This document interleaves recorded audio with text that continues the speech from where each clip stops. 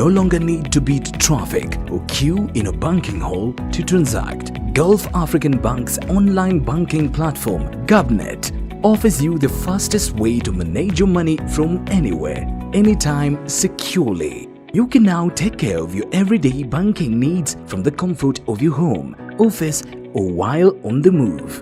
With GovNet, you can transfer funds to any bank account using SWIFT and RTGS and make multi-currency transfers while viewing daily foreign exchange dashboards. Opening a supplementary account is way easier on GovNet. You can request your debit cards and checkbooks online, stop a check service, and instantly make bill payments like credit card payments and iTax easily.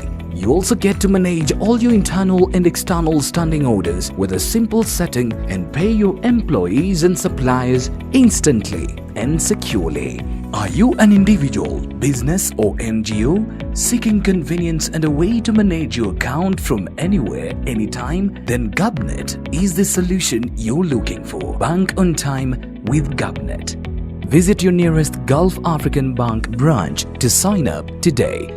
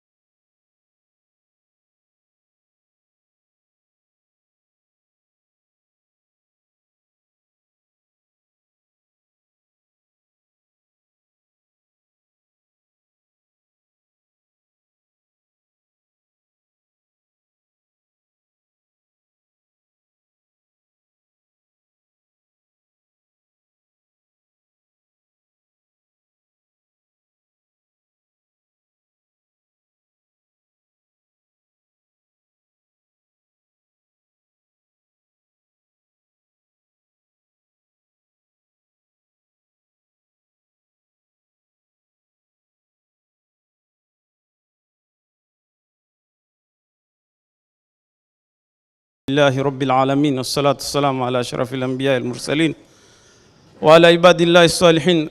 رب اشرح لي صدري ويسر لي أمري واحلل عقدة من لساني يفقهوا قولي. أما بعد, baada ya kumshukuru Allah subhanahu wa ta'ala na kumtakia rehma bwana wetu Muhammadin sallallahu alayhi wasallam, tunamshukuru kwa kutupa fursa hii kukutana kama watu wa umma, watu wa Mombasa, watu wa Gulf African Bank, na ni hadhi kubwa kwa Gulf leo mukata mashughuli yenu, mukata majumba yenu, mukata starehe zenu kuja kutuitikia. Tumeshukuru na hatuna fadhila za kuwalipa ila kuombea Mungu awajazi kila la khair inshallah, kwa kila hatua, kwa kila sacrifice mlioifanya kuja kufanikisha hii hafla yetu.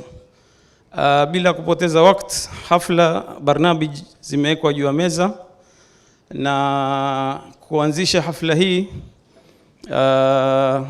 tuko na viongozi wetu. Sheikh Abdul Khaliq ndo managing director, amekuja kutoka Nairobi kuja kufanikisha hili jambo, na sisi watu wa Mombasa tumshukuru kwa kuja kulifanikisha hili jambo na kuja kutupa maelezo zaidi mambo ya Islamic finance. Ni Dr. Islam ambaye pia ni shekhe letu tunayemtambua, na inshallah tutafaidika kwa ilmu alionayo ili tupate kuelewa zaidi masala ya Islamic finance. Bila kupoteza wakati, nitamkaribisha al-akh Tariq atufungulie hafla hii na Al-Quran al-Karim, kisha tuendelee na opening remarks za managing director Sheikh Abdul Khaliq, kisha tumkaribishe Dr. Islam atupe ilmu ya mambo ya Islamic finance. Falyatafadhal.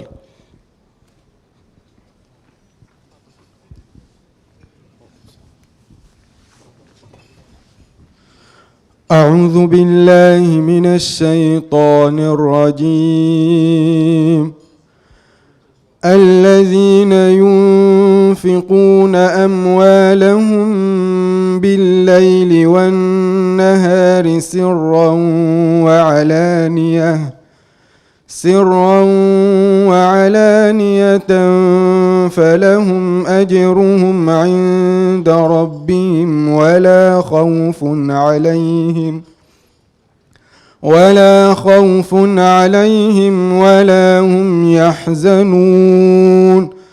الذين يأكلون الربا لا يقومون إلا كما يقوم الذي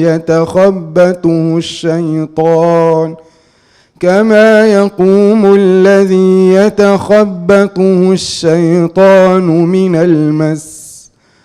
ذلك بأنهم قالوا إنما البيع مثل الربا وأحل الله البيع وحرم الربا.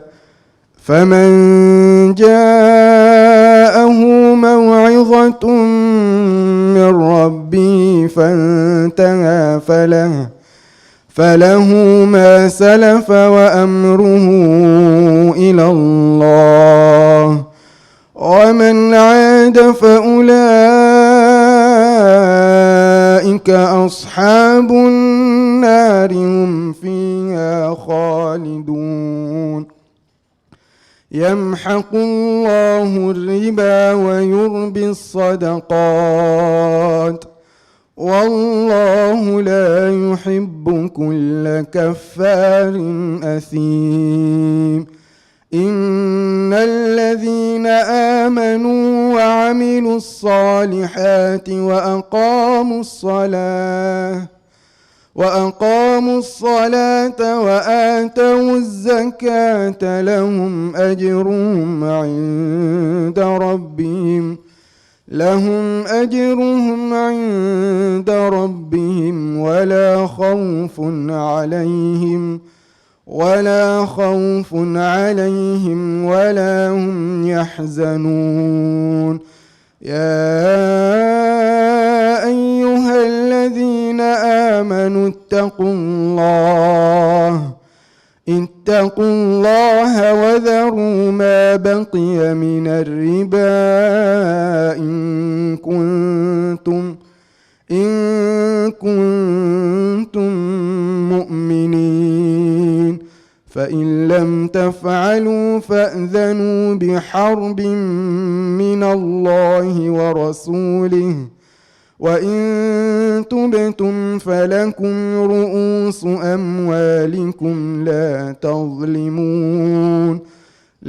تظلمون ولا تظلمون وإن كان ذو عسرة فنظرة إلى ميسرة وأن تصدقوا خير لكم إن كنتم تعلمون واتقوا يوما ترجعون فيه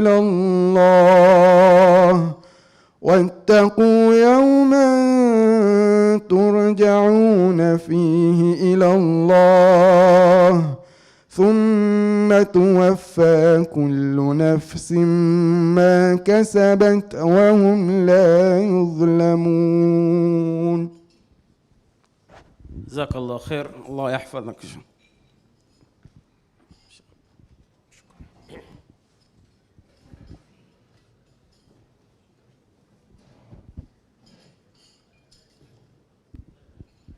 بسم الله الرحمن الرحيم والصلاة والسلام على رسول الله الكريم نبينا محمد وعلى آله وصحبه أجمعين.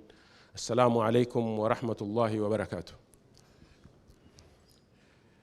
Kama alivyotangulia ndugu yangu Umar Saleh,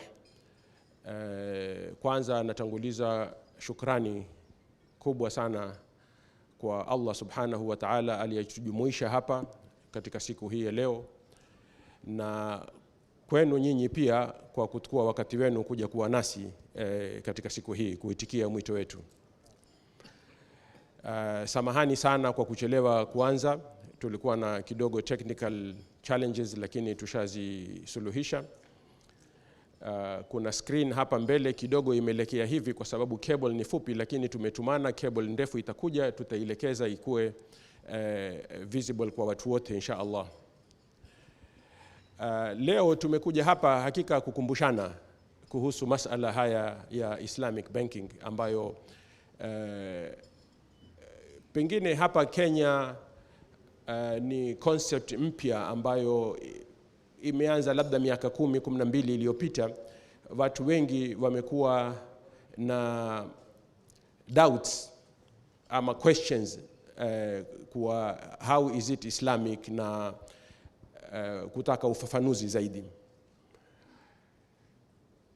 Kitu kimoja muhimu nataka kuwajulisha kuwa sisi kama Waislamu, masala yetu ya maisha tumewekewa rituals, mikakati na mambo ya kufanya kuanzia tunapozaliwa mpaka tunapotiwa kaburini. Pengine tukizaliwa tufanyiwa na watu wengine na kutiwa kaburini tufanyiwa na watu wengine, lakini hapa katikati ni mambo tufanye sisi wenyewe.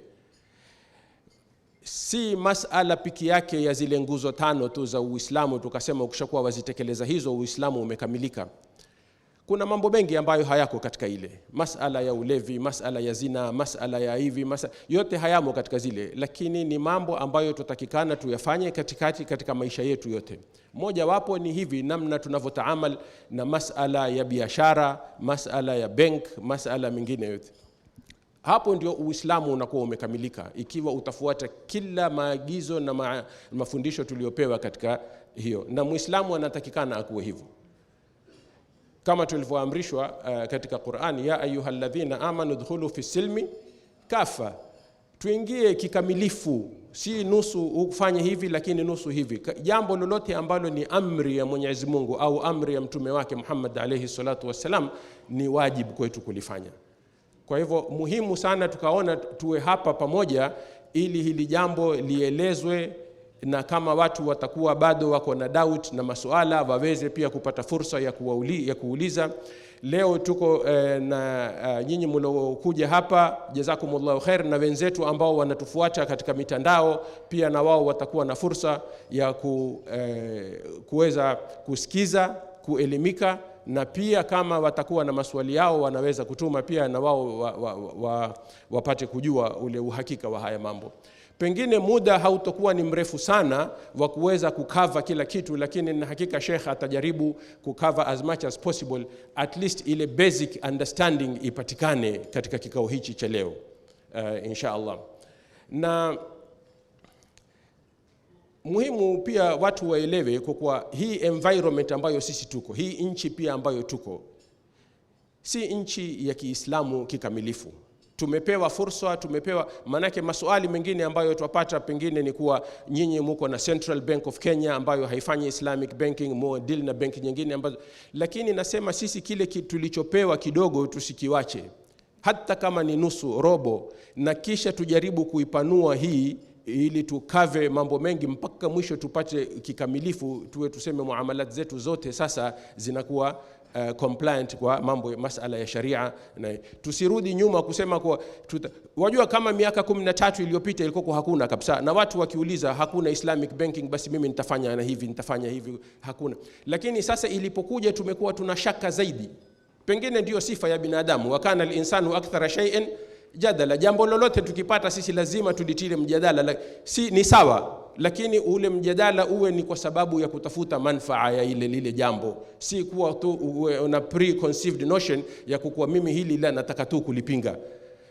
Ndio murad wa hii kikao cha leo, tufafanuliwe tena, tukasema ifafanuliwe na mtu ambaye is an authority kwenye haya mambo, independent, si mtu wa benki, wala yeye Sheikh hako hapa kwa niaba kuwa yuwafanya marketing na hii benki. Atazungumza mambo kulingana vile yalivyo ili yaeleweke na hii doubt ambayo iko leo katikati yetu iondoke. Vile tumechelewa kuanza, nitafupisha maneno yangu. Naomba insha Allah hichi kikao kiwe mubarak insha Allah, na kieleweke na tupate faida katika kikao hichi cha leo. Allahumma ij'al yawmana hadha yawman mubarakan, awwaluhu salahan wa awsatuhu falahan wa akhiruhu najahan wa afwan wa itqan minan nar, waj'al Allahumma lana fihi ya Allah min kulli hammin faraja wa min kulli dhiqin makhraja wa min kulli bala'in afiya wa min kulli usrin yusra birahmatika ya arhamar rahimin, wa sallallahu ala sayyidina Muhammad wa ala alihi wa sahbihi wa sallam. Sheikh Islam falyatafadhal mashkur.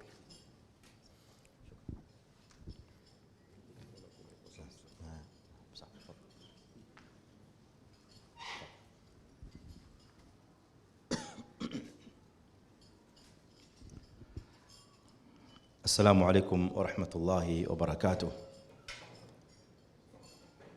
الحمد لله رب العالمين، والعاقبة للمتقين، ولا عدوان إلا على الظالمين، وأشهد أن لا إله إلا الله ولي الصالحين، وأشهد أن محمدًا عبده ورسوله صلى الله عليه وعلى آله وأصحابه أجمعين، أما بعد.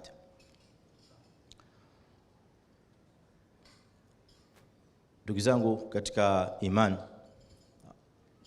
ambao tumejumuika pamoja katika kikao hiki cha leo, na wale kadhalika wanaotufuata kwa njia mbalimbali, kwanza kadhalika kama walivyotangulia waliozungumza, mimi pia sina budi kuanza kwa kutanguliza shukrani kwa Allah subhanahu wa ta'ala, kwamba yeye ndiye aliyetuwezesha tukaweza kufika katika kikao hichi cha leo, akatupa afya na siha na pumzi, tukaweza kuja kukutana, kwa sababu ajali na mauti na uhai ni mambo yaliyoko katika mikono yake Allah subhanahu jalla jalalu. Tabaraka alladhi biyadihi almulku wa huwa ala kulli shay'in qadir, alladhi khalaqa almauta walhayata liyabluwakum ayyukum ahsanu amala. Kwa hivyo sisi Allah azza wa jalla ametupa muda, ametupa wakati, ndio maana leo tukaja tukajumuika hapa alhamdulillah. Na kama alivyotangulia kiongozi wa Gulf African Bank Sheikh Abdullah kwa kusema kwamba kikao cha leo madhumuni yake kama alivyoeleza ni kwa lengo la kusomeshana, kukumbushana na kuelimishana.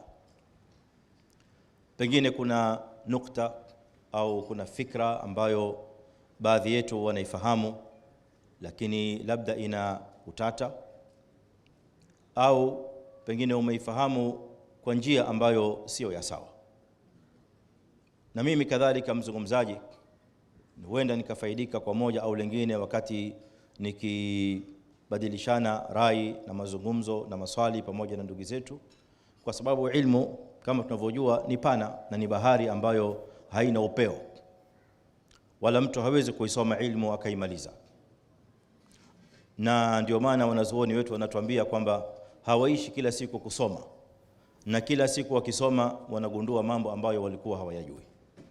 Kwa hivyo kikao hichi ni kikao cha kuelimishana na kukumbushana baadhi ya masaili, na kadhalika kuweka fikra ya Islamic finance au Islamic banking, kuiweka kuwa wazi, na zile baadhi ya yale mambo ambayo pengine inaweza kutushawishi hapa na pale tukaweza kuyarekebisha biidhnillah taala.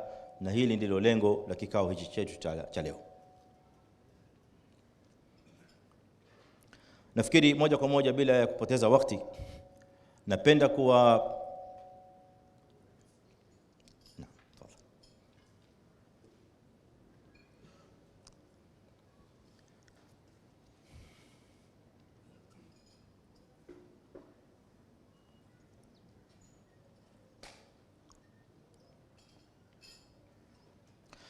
nataka tupite pamoja katika orodha ya anwani au masaili ambazo tutayagusia katika kikao hiki cha leo bimashiatillahi azza wa jalla.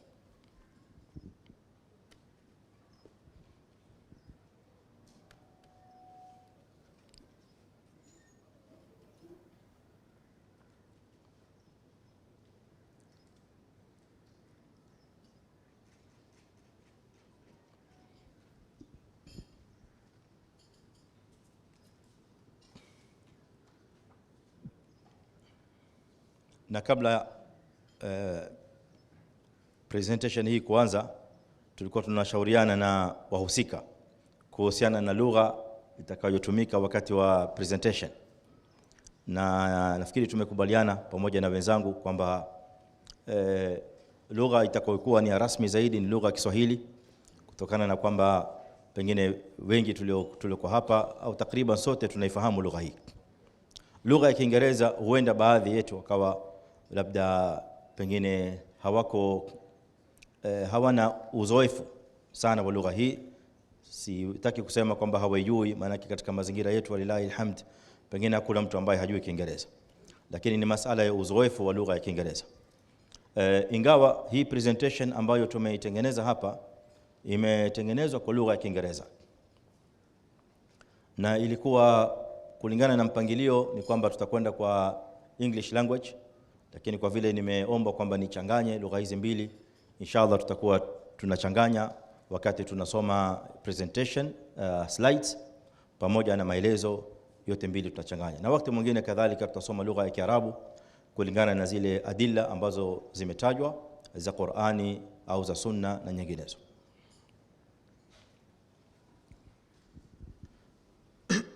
Nafikiri ikiwa tunasubiri maandalizi ya screen, naweza kuendelea kwa sababu ya kuchunga wakati. Nukta ya kwanza ambayo tutaizungumzia ikhwani ni definition of terminologies. Maana yake ni kwamba tutaanza kufafanua baadhi ya maneno, kuyapa maana yake ya kielimu. Tuna baadhi ya maneno ambayo huenda yakawa yanahitajia ufafanuzi, na ndio maana tumepanga baadhi ya maneno fulani, sio yote, kwa sababu tukifafanua maneno yote yatachukua muda mrefu zaidi. Kwa hivyo ni maneno kadhaa ambayo tumeyachagua, tutayafafanua kimaana, tuyape maana ya kielimu, ndipo tuwe na taswira ya mazungumzo tunayozungumza. Na hii inatokamana na kaida kwa wanazuoni, wanasema alhukmu ala shay'i far'un an tasawwurihi. hukumu juu ya kitu ni lazima kwanza itokane na taswira ya kile kitu. Kabla tujazungumzia masala ya Islamic Bank, sisi kwanza tuelewa nini Islamic Bank ni kitu gani, Islamic Finance ni kitu gani. Pengine labda wewe umeelewa kitu ambacho sicho, sasa ikawa sisi tunajadiliana, tutapingana pengine, lakini ufahamu wako wa Islamic Bank ni kitu kingine. Kwa hivyo ni lazima kwanza yale maana yawekwe wazi, ili ile taswira kishakuwa sawa, tunaweza tukaja tukakubaliana katika hukumu. Na hii ni kaida ya wanazuoni kwamba kawaida kabla hawajaingia katika kutoa hukumu, kwanza wanafafanua maana iwe wazi juu ya kile kitu kinachozungumziwa. Nukta ya pili ambayo tutazungumzia katika presentation ya leo biidhnillah taala ni foundational concepts. Foundational concepts. Na tamko hili na kusudia kuzungumzia ile conceptual framework au ile framework ambayo imebeba Islamic banking na finance. Kwa Islamic banking na finance si kwamba ni kitu ambacho kimetungwa au kimezuka tu ghafla, baadhi ya watu pengine hawayaelewi kimetoka wapi. La, ni kitu ambacho kina misingi, kitu ambacho ni ilmu ambayo ina mashikilio na ina daira ambayo inazunguka ndani yake. Na hii ndio wanaomaanisha wanazuoni wanapozungumzia masala ya framework. Na wale wanaofanya research wanaelewa kwamba research yako haiwezi kukamilika kwanza mpaka upitie katika masala ya framework, na framework yenyewe inaweza kuwa ni theoretical, yaweza kuwa ni empirical na mengineo, lakini almuhim mpaka uwe na framework ya kuzungumzia ili unapotoa yale masala na hukumu ujulikane unatoka katika nyanja gani. Nukta ya tatu ambayo tutaiangazia kadhalika ni basic principles of IF system, Islamic finance system. Mbali na concepts, tuna concepts ambazo kama nilivyowaambieni ni framework hiyo ambayo ni kubwa zaidi, ni mama wa framework, inaobeba ndani yake sasa principles ambazo tutazungumzia zinazohusiana na Islamic banking na finance. Kwa hivyo principles zinabebwa chini ya concept. Kwa hivyo concept ndio mama, ndani yake yule mama anabeba hizi principles of Islamic finance. Baada ya hapo tutakwenda katika nukta inayozungumzia sasa theoretical na empirical background ya Islamic banking. Kwamba hii Islamic banking ina basis yake, kuna utafiti ambao umefanywa, na utafiti huu ni utafiti wa kielimu ambao wanazuoni wamefanya ili kupata ushahidi wa kwamba Islamic banking au benki kwa njia ya Uislamu ni jambo ambalo linawezekana. Tukiingia katika nukta hii, pengine tutaweza kuzungumzia kwa kirefu zaidi masala haya yamekuja vipi na yanatupeleka wapi. Nukta nyingine inayohusiana kadhalika na mazungumzo ya leo ni unique features of Islamic banking and finance. Kule nyuma tumetoka katika concept, kisha tumeingia katika principles, sasa tunakuja katika features. Na features ni sawa sawa na characteristics, ni yale mambo ambayo unaweza ukayatizama ili kujua zile tofauti zilizo wazi baina ya Islamic banking na benki nyingine ambayo hazifuati msimamo au mwongozo wa Kiislamu na mafundisho ya dini ya Kiislamu. Kwa hivyo hizi zinaitwa features ambazo zinapatikana katika Islamic banking. Ukizipata hizi features, basi hiyo benki ni ya Kiislamu. Si lazima ile benki jiite Islamic, kwa sababu katika fahamu za watu wengi ni kwamba paka ile benki iandikwe neno Islamic, la si lazima. Benki ya Kiislamu inajulikana kwa zile features zilizoko ndani, kwa modus operandi, how the bank operates, system ya banking ile inavyokwenda ndani ya ile benki, na transactions zinazopita, na hizi features ambazo tunazizungumzia. These are the things that define an Islamic bank in terms of identity. Lakini si masala ya kuangalia tu jina, kwa sababu unaweza kukuta banki zingine hazina jina Islamic. Kule Kuwait kuna benki inaitwa Kuwait Finance House, hakuna jina Islamic, lakini ni benki ya Kiislamu. na nyinginezo na nyinginezo. Kwa hivyo tuondoe ile fikra kwamba mpaka kuandikwa neno Islamic. Nukta nyingine ambayo tutaiangazia kadhalika ni overview of Islamic banking and finance.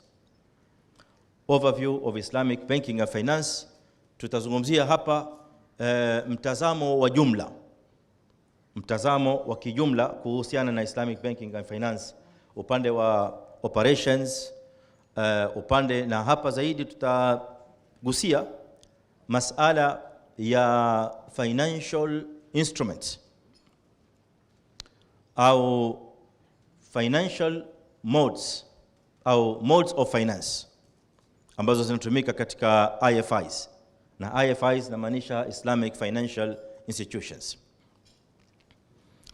Nyingine, nukta inayofuata ambayo imeshikana na hiyo kadhalika ni comparison na distinction between Islamic and conventional banks. Na hili ni swala ambalo watu wengi wanauliza, na kuna fikra hapa nyingi ambazo zina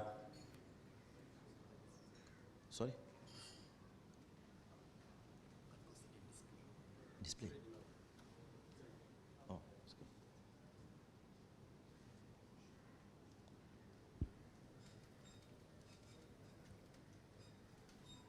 I'm on screen. Brain.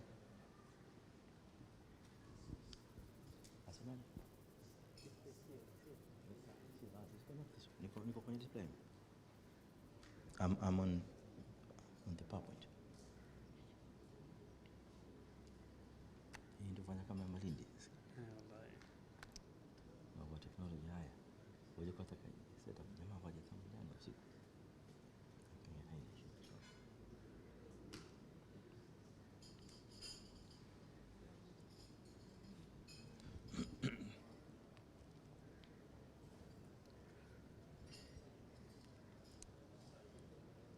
Naam ikhwan, haya mimi huku naendelea na huku mitambo bado ikiendelea kusawazishwa, na haya ni mambo ya kawaida kutokea mara kwa mara. Baada ya nukta ya Islamic versus conventional banks au finance, tutakwenda katika nukta nyingine ya inayozungumzia misconceptions. Na hii ni nukta kadhalika muhimu nimeiweka kwa sababu tuna masala haya mingi yanazuka kati ya Waislamu yanayohusiana na misconceptions. Kwa sababu kuna kama alivyotaja MD preconceived notions, kuna fikra ambazo tayari mtu pengine amezijenga, ameziweka hata kabla hakuja Islamic banking, na pengine sasa kumezuka Islamic banking kwa sababu mbalimbali. Si kwamba tunamlaumu yule aliye na ile misconception, la, ni kwamba hizi misconceptions kawaida zina asli, kuna pahali zinatoka, na inaweza kuwa labda huyu anayezungumza amesikia pahali, au pengine amekuwa na uzoefu wa vile benki zinavyofanya za kawaida conventional, na kwa kuwa sasa hajapata in-depth knowledge ya Islamic banking and finance, ana ile fikra ya juu kwa juu peke yake, ile shallow ideas. Sasa anaona kwamba hakuna fundamental difference baina ya Islamic banking na conventional banks, na misconceptions zingine kama hizi ambazo tutazitaja kwa haraka wakati tunaendelea. Mwisho kabisa tunamalizia presentation yetu kwa kutaja key challenges. Kuna challenges ambazo kadhalika zina face Islamic banking na finance, na hili ni jambo lazima tulikubali na tuamini kwamba liko. Si kwamba Islamic banking and finance is a field ama industry ambayo ina operate free from challenges. Kama kawaida ya industry yoyote, kuna baadhi ya obstacles, kuna baadhi ya blockages na issues and concerns ambazo zinaweza zikaathiri kwa njia moja au nyingine the modes of operation ya Islamic banking and finance, au kwa jumla the entire Islamic banking and financial system. Kwa hivyo haya ndio ambayo tutazungumzia inshallah kadhalika katika nukta hii. Sasa kuanzia hapa kuendelea mbele, nafikiri ni muhimu sasa tuwe na hizi slides, manake zitakazozungumza zaidi ni slide. Pia kadhalika zitakuwa na mchango mkubwa katika upande wa uzungumzaji.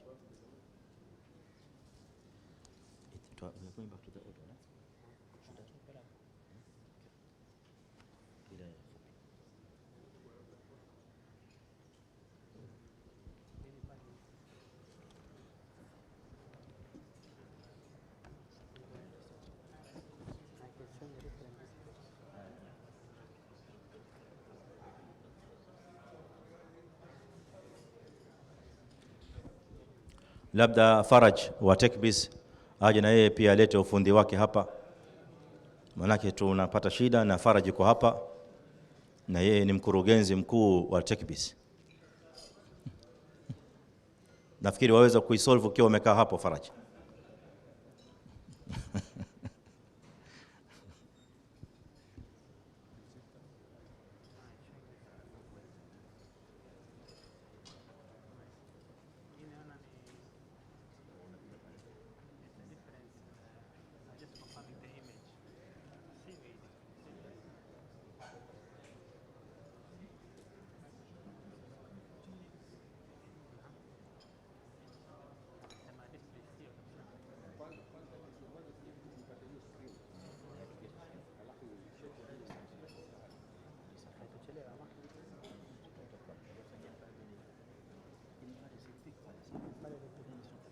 Maybe we cancel after the PowerPoint, we cancel.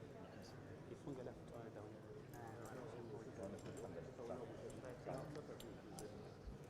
I think tutumie hii ndefu.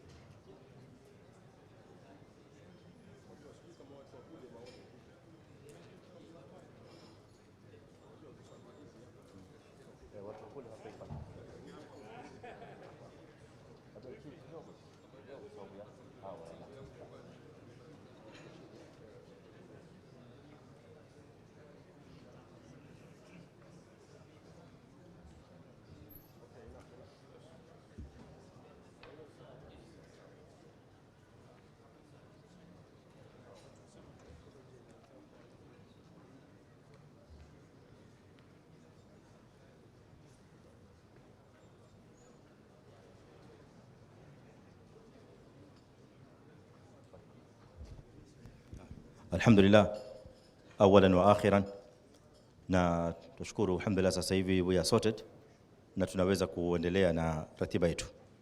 Kwa hivyo tumewasomea hizi anawin au haya maudhui ambayo tutapitia katika presentation yetu, na haya ndio ambayo nilikuwa nikisoma kabla kidogo. Lakini kabla ya kuingia katika maudhui yetu, kwanza tuna disclaimer. Na nashukuru kwamba alhamdulillah managing director is intelligent enough kusoma hii disclaimer kabla ya kuanza.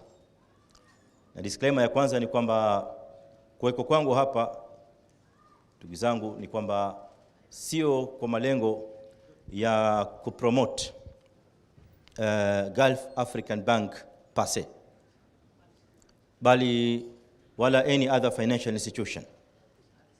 Lengo ni kama nilivyotaja hapo awali, ni kuelimishana. ku exchange knowledge na kusawazisha pengine baadhi ya fikra ambazo zitakuwa ziko katika akili za baadhi ya watu na mengineo, lakini sio kwamba through this event this event is intended to promote the bank and market the financial institution. Disclaimer nyingine ya pili kadhalika, kabla hatujafika mbali, ni kwamba kama tulivyoona katika anwani tumeandika introduction, na introduction expected outcome yake ni basic understanding. Basic understanding. Kwa hivyo hatutaraji mwisho wa kikao hiki kwamba tutakuwa tumekava masaili yote yanayohusiana na Islamic banking na finance, product zote tutakuwa tumezizungumzia, na inatarajiwa pengine mtakuwa mmepata ilmu takriban kamili. La, fikra na lengo kuu ni kupata angalau yale ya msingi yanayohusiana na Islamic banking na finance, angalau haya yasitupite, na kuangazia kadhalika zile nukta ambazo tunaona kwamba ni muhimu kuyataja na ambayo inapita katika akili zetu mara kwa mara. This is the main purpose of the event, na ndio maana nikaweka hii disclaimer. Sasa tuingie katika anwani ya kwanza ambayo ni definition of terminologies. Tamko la kwanza ambalo tunalo ni Islamic banking and finance. Tunaposikia tamko la Islamic banking, wakati mwingine Islamic finance, baadaye nitawaeleza tofauti yake nini. Haya matamko mawili, Islamic banking au Islamic finance, whatever combination you can take, inamaanisha banking activity au financial activity that is congruent with the Islamic laws and principles, that is consistent with the Islamic teachings and Islamic tenets. This is all what Islamic banking and finance is about. Kuna matamshi mengine yanayotumika, terminologies ambazo they almost refer to the same thing. Wanasema Sharia compliant finance, na matamko mengine kama haya. Ingawa kuna matamshi mengine kwa hakika they do not substitute Islamic banking and finance, lakini kadhalika inatumika katika maandishi na baadhi wanaoandika kuhusu Islamic banking na finance zaidi wasiokuwa Waislamu. And they tend to use words like interest free banking na ethical banking. Lakini haya matamshi mawili they do not wholly refer to Islamic banking and finance, kwa sababu ethics is one aspect of the whole Islamic system. Ukitumia neno Islamic unakuwa more comprehensive, inakuwa more complete than using the word ethical. Kwa tuelewe kwamba ethics ni one aspect of the entire Islam. Islam is more than ethics. Kisha kadhalika tamko la interest free banking linatumika mara kwa mara na waandishi au baadhi ya watu katika seminars na workshops, conferences. Lakini tamko hili kadhalika it does not substitute Islamic banking and finance, kwa sababu being away from interest ama shunning away interest does not fully represent Islamic banking, kwa sababu kutokuweko na interest ni element moja miongoni mwa element that make up a system of Islamic banking and Islamic finance. Kwa hivyo nimependa kutaja hii kama utangulizi kwa sababu tujue hizi terms zinatumika vipi katika field ya Islamic banking na finance. Kwa hivyo matamshi mawili ambayo ndio yanajulikana zaidi na ndio yako complete ni Islamic banking ama Islamic finance, na hizi mbili zina represent aspect kubwa ambayo inatumika katika muamala na transaction ya mambo yetu ya kibenki. Kadhalika tuna Sharia compliant banking au Sharia compliant finance, na hiyo pia kadhalika inakaribiana na Islamic banking na finance. Lakini zile zingine mbili za ethical na interest free, they refer to some elements of the Islamic banking and finance, but they do not represent the entire system of Islamic finance. Kisha tuna neno sharia, sababu tumetaja katika definition ya Islamic banking kwamba ni banking that is consistent with the Sharia laws. So what is Sharia?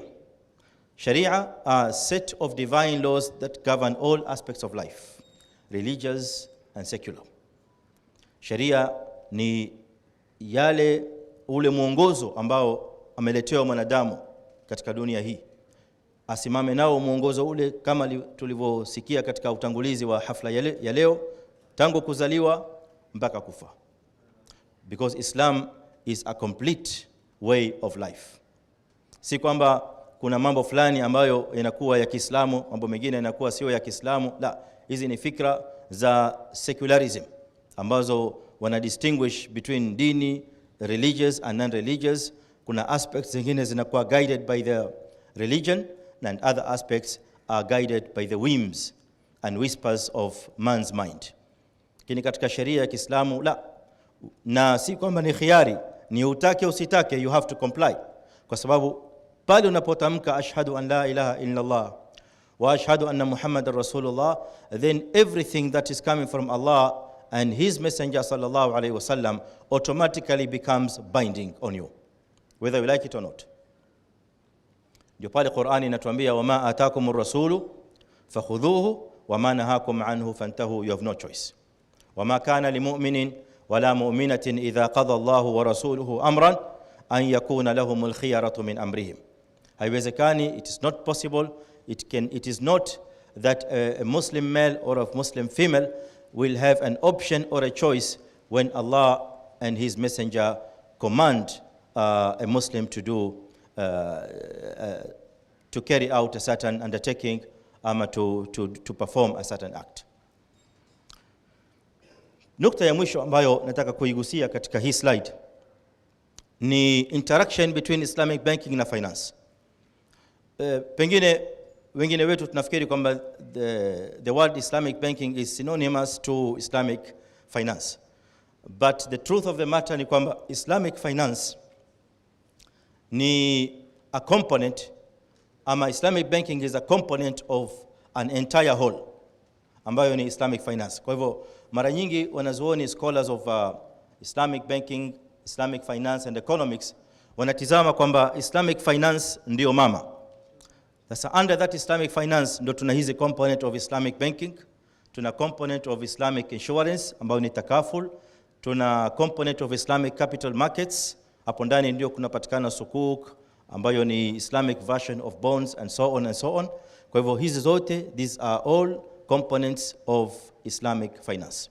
Kwa hivyo zinaweza kuinteract in terms of umum wa khusus, kwamba Islamic bank akhas min Islamic finance. It can be viewed from that perspective, lakini hakuna ubaya if they interchange in terms of meaning, because the target is the same and the objective is one. Na kawaida kwa wanazuoni, idha kana almuadda wahid fala mushahata fil istilah, madamu lengo ni moja, basi hakuna tatizo katika kuinterchange zile yale maneno, majina au zile lafzi. Sasa tunaingia katika nukta ya pili ambayo tunazungumzia ndani yake kuhusu foundational concepts. And as I said earlier, foundational concepts refer to the meta framework, the meta framework that carries Islamic banking and finance. Inatoka katika framework gani? And we are going to highlight this topic through these three concepts. Concept ya kwanza ni the concept of completeness. Hii ndio meta framework ya kwanza au component ya kwanza ya ile meta framework that makes up Islamic finance. And the concept of completeness refers to the fact that Islamic finance emanates from a complete system of life, as we just mentioned a while ago. We can see from this flowchart diagram kwamba Islamic banking na finance iko kule chini from the economic aspect of muamalat. Sasa if you start tracing economic aspect of muamalat, under which Islamic banking, Islamic finance, capital markets and all other components fall, ukianza kupanda juu unakwenda kwenye muamalat. Muamalat yenyewe is a sub-component of another higher order that is muamalat amma. Sasa muamalat amma is a diversification of sharia, kwa sababu sharia is made up of two major arms or two major aspects. Aspect ya kwanza ni ibadat na aspect ya pili ni muamalat. Hii muamalat is further divided into muamalat maliya, kuna muamalat usariya, kuna muamalat jinaiya, na ndio ambazo zimetajwa hapa. Muamalat ni za kimali, kuna muamalat za watu baina ya mtu na mwenzake bila mali kama vile nikah na talaq na hadhana na mengineo. Kisha na jinayat, na hii ni muamalat baina ya bani al-insi, baina ya human beings, among human beings, but with respect to the criminal offenses that occur among them. Hiyo pia nayo ni muamalat. Kwa hivyo all these three components, they make up muamalat. Lakini what concerns us in today's talk ni muamalat under the aspect of economics. Kwa hivyo hiyo ndio muamalat ambayo ndani yake kunapatikaniwa Islamic banking, kunapatikaniwa biashara zetu na financial issues, transactions, commerce, kila kitu ina fall under economic muamalat. Kwa hivyo the concept of completeness ni kuelewa ya kwamba muamala wowote unaotoka pale chini, basi we have to comprehend that it is tracing its way all the way back to the Sharia. Kitu chote ambacho tunakifanya katika maisha ya kibiashara, whatever undertaking that a Muslim does must be perceived from this perspective that it traces its way back to Sharia. Na hapa ndipo kuliko na ile kuliko na hii concept inajitokeza ule umuhimu wake, and especially if we refer to some nations that were there before us. Kulikuwa na umma nyingi ambazo ziliishi kabla yetu, kina ummat Saleh ambao ni watu wa Thamud, kuna watu wa Ad ambao ni Hud na wengineo. Amongst these nations kuna umma wa Shuaib ambao ni watu wa Madian, wa ila Madiana akhahum Shuaiba. These people were notorious, as mentioned in the Quran, with some evils ambazo zinajulikana Allah subhanahu wa ta'ala ametaja.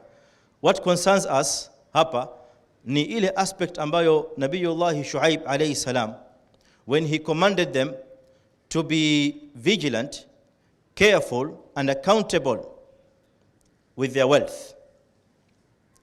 Yani amewaambia kwamba hii mali mlionayo lazima muichunge na lazima muipeleke vile Allah alivyoamrisha. Watu wa Shuaib wanajulikana, miongoni mwa maovu walikuwa wakifanya ni masala ya tatfif almizan, ile mizani kwamba wanaipunja.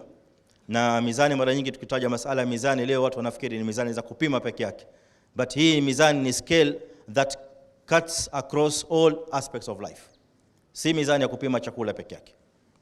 So basically hawa jamaa walipopewa ile amri ya Nabiyullah Shuaib kwamba mnaambiwa mali yenu kwamba lazima muipeleke na vile anavyotaka Allah, they brought up an objection. Wakamwambia Nabiyullah Shuaib, atanhana an na'budu ma ya'budu abauna. Hiyo ni aspect number 1. Ya pili, au an naf'ala fi amwalina ma nasha. Sasa wewe Nabii Shuaib, you want to control us with what we have, with what we own? This is our wealth. Kwa hivyo meaning ni kwamba we are free to do with our wealth whatever we want. Sasa ilipotoka from their minds this aspect or concept of completeness, kwamba whatever wealth that you have ni amana ambayo inayotoka kwa Allah subhanahu wa ta'ala, on which you shall be accountable. Ndio maana Mtume alayhi salatu wasalam katika hadith nyingi anatuambia kuhusu mali, na mpaka siku ya kiyama kuna maswali ambayo tutaulizwa kabla hatujavuka sirat. Na maswali yote tutakaulizwa ni swali moja. Umri swali lake moja, ushabab swali lake ni moja, na ilmu swali lake ni moja, except the aspect of wealth ambayo maswali yake ni mawili. So we can understand where we are coming from and where we are going, and how magnificent this aspect is. Kwa hivyo ni jambo zito ambalo lazima tulifahamu kwa undani na kadhalika tulikubali katika moyo. The other concept is the concept of trusteeship. Now this concept rotates around the bearing ya kwamba whatever wealth that a human being is bestowed on by Allah subhanahu wa ta'ala, that man, the owner of the wealth, whatever quantity that wealth may be, he is nothing but a trustee on that wealth. Na hii ni concept kubwa ambayo Allah subhanahu wa ta'ala ametutajia kwenye Qur'an. Qala Allahu azza wa jalla, wa huwa alladhi ja'alakum khala'ifa al-ardh wa rafa'a ba'dakum fawqa ba'dhin darajatin liyabluwakum fima ataakum inna rabbaka sari'ul 'iqab wa innahu laghafurur rahim. And it is He, Allah subhanahu wa ta'ala, who made you trustees on the earth and raises some of you above others in rank to test you through what He has given you. Kwa hivyo hii element ya ama hii concept ya trusteeship, kwamba sisi sote ni tumefanywa khalaif, makhalifa katika ardhi hii, ni kwamba tunasimamia yale yote ambayo Allah azza wa jalla ameyaleta katika hii ardhi. Maana hii ardhi tumeombiwa sisi, huwa alladhi khalaqa lakum ma fil ardi jami'a. It is He, Allah subhanahu wa ta'ala, who has created what is on earth in its entirety for you. Lakum, whatever is found on earth has been created for us. Hata jua na mwezi and everything that is in between has been created for us. Yani for our use, for our needs, for our benefit. Kwa hivyo ni juu yetu sisi Waislamu to take great care of this trust ambayo Allah subhanahu wa ta'ala ametukabidhi, na ndio maana atakwenda kutuuliza hii trust na amana sisi tumeitekeleza namna gani. The third concept is the concept of accountability. This concept is carried by the verse of Allah subhanahu wa ta'ala. There are many verses, but I'm only quoting one because of time. Allah subhanahu wa ta'ala anasema, jazakallahu khair, shukran, wattaqu yawman turja'una fihi ila Allah thumma tuwaffa kullu nafsin ma kasabat wa hum la yudhlamun. And fear a day when you will all be returned to Allah. Then every soul will be compensated for what it earned, and they will not be wronged, and they will not be treated unjustly or unfairly. Na hii aya wanazuoni wetu wa tafsiri wanatuambia is the last verse to be revealed in the Holy Quran. Aya ya mwisho ya Qur'ani kuteremka ni hii aya. Wattaqu yawman turja'una fihi ila Allah, verse number 281 of Surah Al-Baqarah. Now, if you look at it carefully, unaweza kuelewa why was this verse selected in particular to be the last verse to be revealed in the Holy Quran. Ya mwisho kabisa. Because of the meaning that it carries. Na muyogope ile siku ambayo nyote mtarudishwa kwa Allah subhanahu wa ta'ala, thumma tuwaffa kullu nafsin ma kasabat, then every soul shall be accountable and shall be compensated, shall be paid for what it has done. Wa hum la yudhlamun, hakuna mtu atadhulumiwa. Now, we want to put together these concepts. Tukiziweka pamoja hizi concept before going to the basic principles, what outcome do we get? What is the meta framework ambayo tunapata kutokana na hizi concept ambazo nimezitaja? What role do these concepts play in a Muslim's life in terms of his undertakings, in terms of transactions, in terms of his dealings and so on? Hizi concepts zinatusaidia vipi? Zinatupeleka katika natija gani? Labda nianze kuinteract kidogo, maana nikizungumza peke yangu kwa muda mrefu najua wengine mtalala. Kwa hivyo I want you to remain awake and I want to indulge you to a certain extent. Na kama kawaida yangu, ikiwa nimeona kwamba ni kimya, I will start mentioning names. Na kwa hivyo bismillah. Hizi concept ambazo tumezitaja zinahusiana vipi na haya ambayo sisi yametuleta hapa leo? Yanahusiana vipi na Islamic banking na finance? What is the connection? Alaka zake ziko wapi? Na nianze na Sheikh Salim, maana ndio wa kwanza namuona your smile. Sheikh Salim Galgan wa Mewa, Chairman. Naam. Wa alaikum salam wa rahmatullah.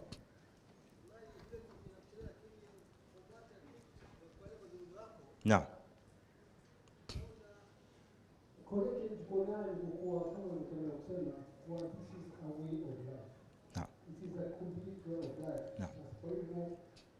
Islamic finance or banking the way to be broken down to those in No. Ikokuwa ndio maisha yetu ya kila leo. Naam. Kwa hivyo that is the connection hapa. Fupi na kutaka. Jazakallah khair. Ahsant. Barakallah fik, Sheikh Salim Galgan. Let me put what he has said into perspective by citing one example. Kwa mfano, you as a client, you have walked into a bank, you want a facility. Let this facility be murabaha. I will explain later on in our presentation what murabaha is. But the truth of the matter ni kwamba the client doesn't want murabaha as a facility per se. The client's aim is something else. Yule client yataka pesa, he wants liquidity. The bank may or may not be in a position to provide liquidity for some reasons. Sasa lakini kuna opening, there's a window ambayo aona aweza kaitumia by liaising with the bank and arriving at this result ya kwamba anaweza kupitia katika murabaha akapata facility, akapata ile pesa ambayo yataka. Now, my point here is, just to make it a bit short, ni kwamba yule client pamoja na the staff aliyoko pale benki, wote wawili wanaelewana ya kwamba huyu client does not really need murabaha. Huyu jamaa yataka pesa. Sasa, if the undertaking is done in such a way kwamba sharia za Allah subhanahu wa ta'ala, they will be twisted or circumvented, kisha watu wakatafuta way of maneuvering through. Sasa, these are the concepts ambazo zinatu guide. Kwa hivyo tuelewe hapa kwamba when we are in an Islamic bank, tunapozungumza Islamic bank as a meta framework ya Kiislamu, ni kwamba yule staff by whatever position he is holding anaamini ya kwamba mimi whatever paper I sign, whatever document I present, ni document ambayo mimi nitakwenda kuulizwa nayo siku ya Kiyama, kwa sababu kuna concept of accountability. Na hii document imeshikana na sheria ya Allah subhanahu wa ta'ala because it falls under the concept of completeness. Na hii document ambayo kadhalika naipeleka ni kwa sababu ya kwamba hii ni amana. Now put that together, yule client pia naye atakiwa atoke from the same perspective. Na hiyo ni mfano wa benki nimeutaja kwa sababu we are here because of that. Lakini it does not only apply on the banking platform. It cuts through all our dealings. Deals zetu zote.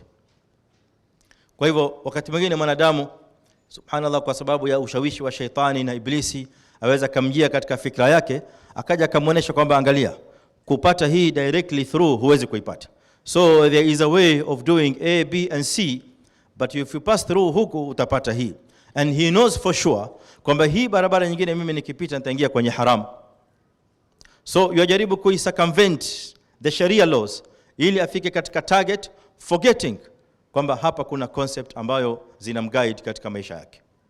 Kuna concept ya trusteeship, kuna concept ya completeness, kwamba hata huu muamala unaofanya wa kimali na wa kibiashara, hata kama wauza mayai, hata kama wauza kitu ambacho wewe wakiona ni duni thamani, but yawm al-qiyama it will be presented in front of you kwa sababu it is accountable, whatever small or big.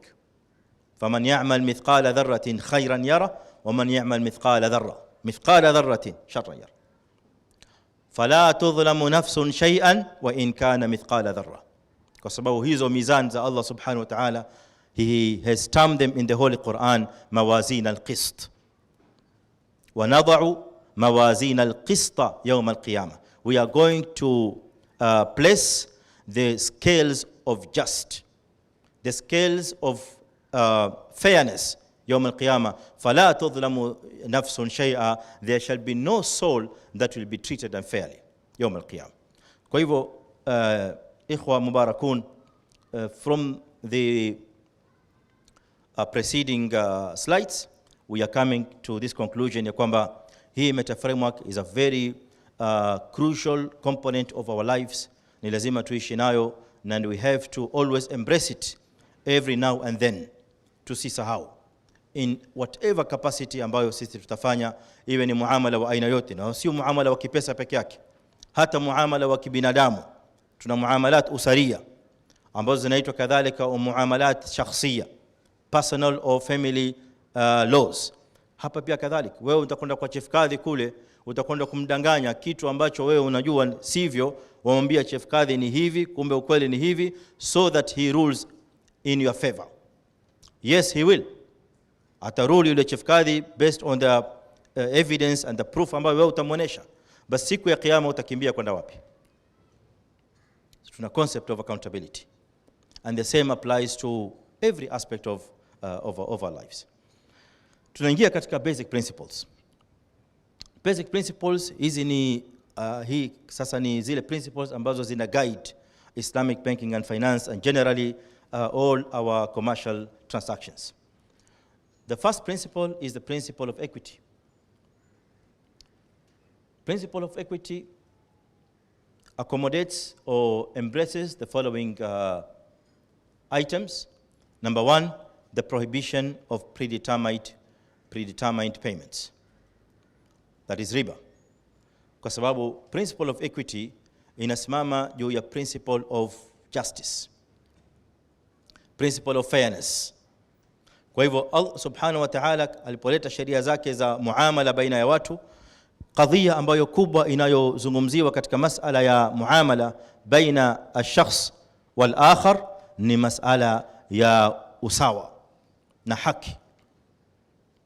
Na ndio pale Qur'ani inatuambia katika aya mbalimbali, for example, ya ayyuhalladhina amanu la ta'kulu amwalakum bainakum bil batil, O you who believe, do not consume each other's wealth by unjust means. Musile mali ya kula ya kila yani moja kula mali ya mwenzake kwa njia ambayo sio ya sawa au ya haki. Na chini ya hii principle ndipo wanazuoni wakaweka hii qaida au hii sheria ya kwamba tahrimu riba inaingia chini ya hii qaida, na hii ni sheria kadhalika ya Allah subhanahu wa ta'ala, as we are going to mention later. Kadhalika under principle of equity ambayo ni principle of fairness and justice, tuna prohibition of excessive uncertainty. Hii ni element nyingine ambayo kadhalika imeharamishwa under the umbrella of fairness. Kwa hivyo riba imeharamishwa because it is unfair. It lays an unfair playground to the people transacting. Anayefaidika ni mmoja, anafaidika kwa juu ya jasho la mwingine. Na ndio maana ukisoma katika historical epistemology ya bank, wanatuambia wale wataalamu wa historia kwamba even the word bank itself was derived from the table ambayo wale watu zamani in the medieval ages walikuwa wakitumia zile meza za kufanya riba. Kwa hivyo ni meza ambazo watu wamekaa, they don't move, hakuna haraka ya aina yoyote ya kibiashara wala ya kimali. Ni mtu anakuja anachukua pesa, anakwenda, akirudi analeta pesa pamoja na ziada. Kwa sasa hii riba, whatever the source is, whether that is the actual source or any other, it's an unfair means of gain. Na kadhalika al-gharar ama uncertainty is another unfair means of gaining.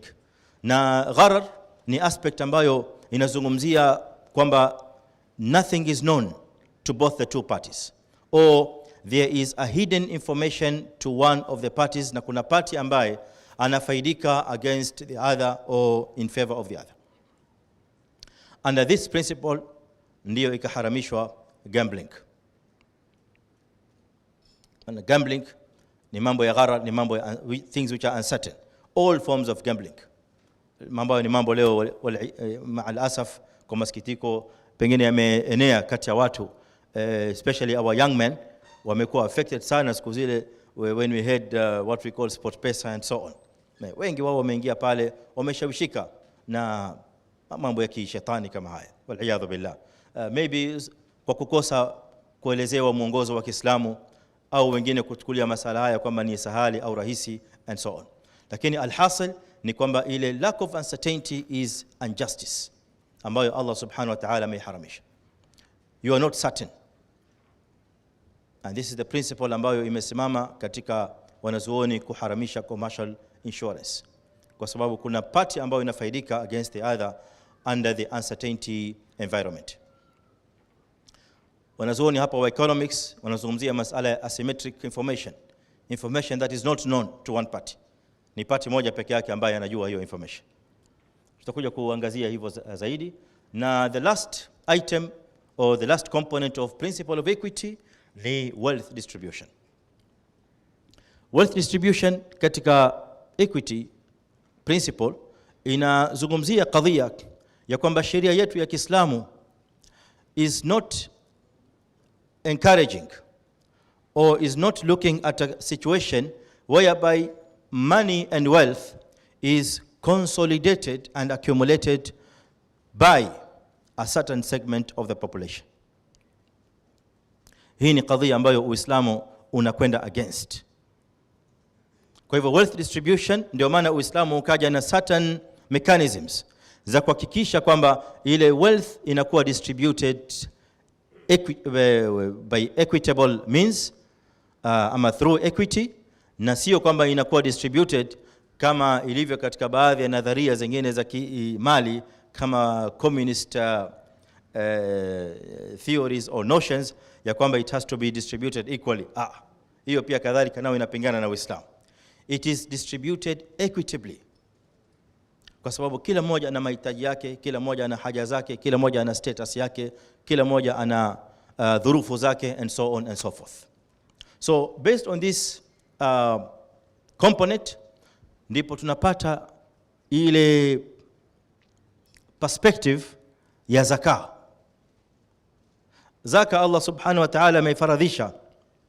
One of the aims of zakah is to establish wealth distribution among the Muslims. Na hii Qur'ani imetaja waziwazi. Allah subhanahu wa ta'ala anasema kay la yakuna dulatan baina al-aghniyai minkum, so that wealth is not consolidated and held by and rotating in the hands of the rich amongst you only. Ni ile mali ipate kuzunguka. Na ndio maana wanazuoni wanatuambia, walioandika katika masala ya zaka na wanapotufundisha masala ya zaka, na zaka ni one of the aspects of Islamic finance. Hilo pia tujue ni muhimu sana. Zaka is one of the very important components of Islamic finance, kadhalika waqf and so on. So hii aspect ya zaka is geared towards reaching that objective, ili ile mali sibaki katika mikono ya matajiri. That is why aliye na pesa ambazo zimepita nisab and has completed one lunar calendar, 12 months of hijri calendar, anaambiwa atoe zaka. Why? Kwa sababu ile mali ikiendelea kukaa pale will be a consolidation and accumulation.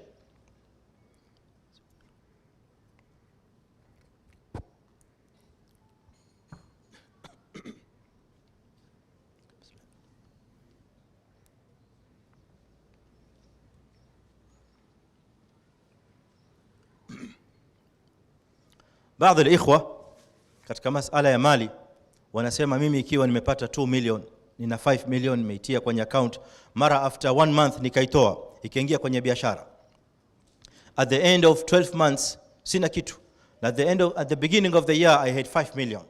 Sasa vipi inakuwaje hukumu yangu ya zaka? The answer is that is exactly what Islam wants. Uislamu unataka ile pesa iwe inazunguka in the community, in the society, so that business is created, so that wealth is created, so that jobs are created, and so that inaleta haraka, inaleta mwamko, inaleta economic upliftment and economic productivity. Si kwamba watu wana mali, wana pesa, zinakwenda zinakaa pahali. La. So this is the whole idea and the concept and a principle ambayo inazunguka katika masala ya principle of equity. The second principle is the principle of participation. And this principle encompasses the aspect of reward against risk. And this is a principle katika Islamic banking and finance, a very major principle. Kwamba katika Islamic banking na finance ni kuwa masala ya profit, it is only earned when there is a risk taken. And this statement or this component of the principle emanates from the hadith of the Prophet sallallahu alaihi wasallam that states, al-kharaju bid-daman. Al-kharaju bid-daman. It breaks down to another statement which also collaborates with this hadith of the Prophet sallallahu alaihi wasallam. It goes parallel with it. It says, al-ghunmu bil-ghurmi. These two statements, both of them have two words, and they both refer to the same thing. So al-kharaju bid-daman means profit is deserved, is earned when there is a risk taken. Now al-ghunmu bil-ghurmi also refers to the same thing. Kwamba you only qualify for a profit when there is a risk. Let me cite a very quick example due to time. Muda si mrefu kuanzia hivi sasa, wakati uliopita, kulikuwa na scheme ambayo ilikuwa imeingia kwetu Kenya, mjini Kenya. This scheme was adopted by many people, especially young men and women. Wakawa easily duped into the scheme to accept it. Ni scheme ambayo it rotates around the idea of you being told to buy battery, what is it? Is it battery charge? A power bank. Sasa ile power bank unaambiwa after buying it, then you rent it. There's a button after buying, after purchasing, you just press that button and then money starts coming in. You are made to understand that the power bank has been rented somewhere. You have no knowledge of where that place is. You have no knowledge of that power bank, how it looks like. What is it? Is there really a power bank or not? And so on. Sasa, before a Muslim takes a step into looking at this aspect of business as an investment, as many thought, ilikuwa Muislamu kwanza judge hii biashara from this principle of participation, principle of reward. Kwamba wewe, you're going to pay me all this profit. What is my risk? What risk am I carrying in this business ndipo niweze qualify for this profit? Ukija ukiangalia, you have a zero risk. Sasa tayari Kiislamu, that is already a problem. Kwa sababu when you are carrying zero risk, what that means is that any profit that accrues, you don't deserve it. Kwa sababu profit only comes with risk. Na hii ndio principle ambayo inabeba muamalat na transaction nyingi katika Uislamu, and we are going to see in a way or another how this applies in the modes of finance in Islamic banking and the instruments of Islamic finance. The third principle and the last one, I just limited myself to these three, but basically there are more than three, around 5, or some of the scholars, they've mentioned up to 7, but I thought of bringing them to 3 because these are the major ones. The others basically intertwine with concepts which we have mentioned earlier. The principle of ownership declares the following, that there is preservation and respect for property rights. Na ndio ile aya ambayo tumesoma. Is that? Oh, okay. I understood you. See. Na? Ni hapa lakini sio ni the other side, across the border. Hi. Preservation and respect for property rights. Kwamba property has rights which has to be respected and has to be preserved. Kwa hivyo katika Uislamu the underlying principle ni kuwa any property ambayo mtu alionayo, you don't deserve to move that property by any means, whether by possession, by ownership, by any means, except by its due right. And this is an underlying principle ambayo ina underscore lots of transactions katika Uislamu. Tutakuja ku explain more about this at a later stage, given the time inshallah. Kadhalika tuna principle of upholding contractual obligations by underscoring the sanctity of contracts. Katika Uislamu unapoamiliana na mtu kuna agreement ambayo mnakubaliana nayo, be it written or unwritten, verbal, but it's an agreement. Sisi wakati mwingine Waislamu tunafikiri kwamba ile agreement ambayo haikuandikwa si agreement. No, you are held accountable by that agreement and it is binding on you. Ile kuandika ni ziyadatu khair, ni bora, Allah amehimiza kuandika, but it's not kwamba ni must and without which the transaction is invalid. No, ile Allah amehimiza kwa sababu for reasons, ili kule mbele watu wasije wakazozana na kuja kukosana. Ya ayyuhalladhina amanu idha tadayantum bidainin ila ajalin musamman faktubuhu. Lakini kule mbele akaja akatuambia walam tajidu katiban farihanun maqbudha. So meaning that hii amri ya faktubuhu is not a must, kwa sababu there are situations whereby there is no writing. People depend on gentleman's word, the honor, sharaf ya ile kalima ambayo watu wamekubaliana. Now this brings us to this component of the principle of ownership, ya kwamba watu kila mmoja anachoki-own kinamilikiwa na milki yake ambayo Allah subhanahu wa ta'ala amemjalia kulingana na sharia, and that thing that he owns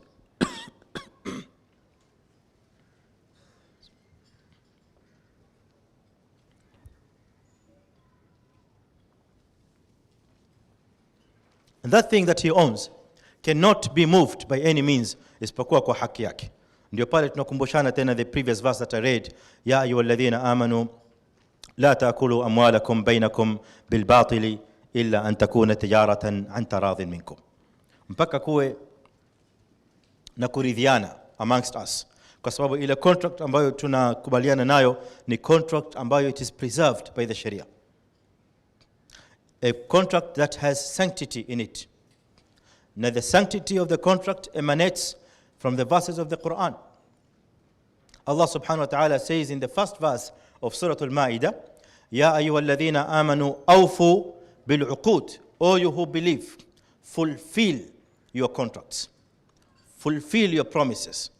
Kwa hivyo ukienda pahali ukichukua promise kwamba mimi I'm going to do A, B and C, you have to hold that promise to your heart and commit yourself. Na kama kuna mushkili wowote, basi ingia katika negotiation with the other party, try to see how you can restructure that contract.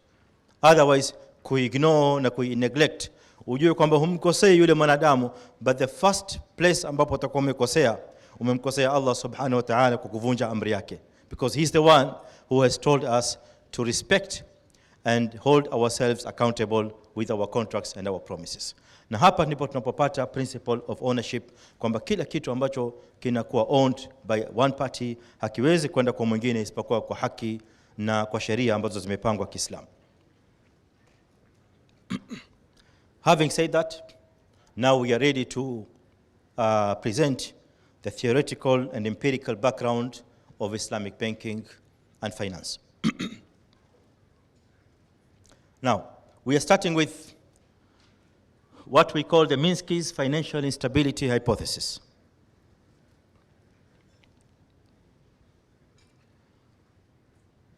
Huyu ni mtaalamu anaitwa Lloyd Minsky, wakati wa 1940s. He's an economist by career, a professor of economics, written a lot of classical papers in economics. Na kuna paper ambazo kama 3 ameandika, they became world known, yani very famous in the world, regarding his his economic theories that he presented. Moja katika theory zake ni hii theory or hypothesis that came to be known as Minsky's financial Minsky's financial instability hypothesis. Now, what he tried to show or to demonstrate in this hypothesis ni kuwa any financial system that relies on debts, borrowing and lending only, then he showed empirically by economic models, by mathematical proofs, that that system is an unstable system. It can never be a viable system that can sustain an economic system. Hii ndio hypothesis ambayo amekuja nao Minsky. And that paper was written long way back in 1948.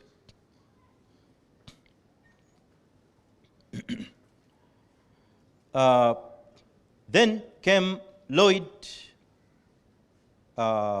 Mesler. Okay, this is the one. Lloyd Mesler, on his side, created another model. In his model, he hypothesized the other way around. Kwamba if we remove the debts in an economic system or in a financial system, what will result? And he discovered empirically through his model. This is the one. Okay, this is the model of Minsky. We can see. And basically what he did is amegawanya wale borrowers into three sections or three categories. Kuna borrowers ambao amewaita hedge borrowers, then there are borrowers he called speculative, and there are borrowers he called Ponzi. Hawa hii categorization yao ni kutokamana na their ability to repay whatever they have borrowed. Kwa hivyo wale ambao payment yao iko chini sana kaweka kwenye hedge and speculative and Ponzi and so on. We don't want to go into much details because it's a bit technical, it will take much of our time. Lakini the basic principle ni kwamba this is what he hypothesized. Kwamba economic ambayo inasimama katika debts, lending and borrowing on riba, of course, inapelekea katika instability. Then came Mesler. Mesler katika model yake ya 1950s proved empirically kwamba if you remove the element of debts katika economic system, watu wakawa they no longer deal with debts, borrowing and riba. People now deal with assets. People deal with economic activities. Hawa sio Islam. They are hypothesizing yale ambayo yako kwenye Qur'ani and even in their previous books. Because tahrim, prohibition of riba, interest, is not only found in Quran, but it's also declared in the previous books, as the Quran says. Quran clearly says in Surah An-Nisa, وَأَكْلِهِمُ الرِّبَا وَقَدْ نُهُوا عَنْهُ. And their consumption of riba, who? The Jews. And of course the Christians. And their consumption of riba, which they have been prohibited to consume. So Quran declares kwamba even in the previous books, in the previous or nations, riba has been prohibited. Whether that still holds in their current books or has been, whatever has happened, maybe tampered with or changed, Allahu A'lam. Now this is Mesler, and Mesler in his model of 1950 created this model kwamba an economic system can sustain by removing the element of debts and interest. And he proved empirically, as we can see from the diagram, that there is an equilibrium point where the economy stabilizes. That is what economics call the saddle point. Now, a Muslim scholar, an economist by the name Mohsin Khan, in 1986 replicated the study made by Mesler, 1950s, and he applied it using Islamic banking model. And what he came to discover is he discovered that what Mesler arrived at holds true. ya kwamba theoretically an Islamic banking can sustain without the element of riba and without the element of lending and borrowing on interest. And that is a viable economic system, and it is a sustainable financial system. So this was proved by Mohsin Khan 1986 paper, published by IMF, International Monetary Fund. It's available for free reading in the internet. You can go and read about the model that Islamic interest-free banking is a sustainable banking. Now, this is the empirical background ambayo imekuja ku-establish kuwa Islamic banking is possible. Now, Muslim scholars, after this study, ndio now started to seriously looking at Islamic banking by application. Because mpaka hapa, it was just a theoretical move. Now, can this thing be implemented practically? Ama it can just hold theoretically. Hapo ndio ikaanza, starting from the Montgomery Bank in Egypt, 1960s, 1980s, the 1990s came the banks in Sudan, the banks in Kuwait, and so on and so forth, the bank in Dubai, Islamic Dubai Bank. So these banks, by coming up, wakaanza to prove gradually kwamba these models ambazo wamezitaja wataalamu, they hold as a true background ya kusimamisha Islamic banking and finance. And that is what we call the empirical background for Islamic banking and finance. Now, we are moving to the salient features of Islamic banking and finance. And as I said earlier, these are the characteristics of Islamic banking and finance. Ni vitu ambavyo unaviangalia, unaweza ukajua kwamba hii ni kweli Islamic banking and finance or not. Not necessarily by judging from the name.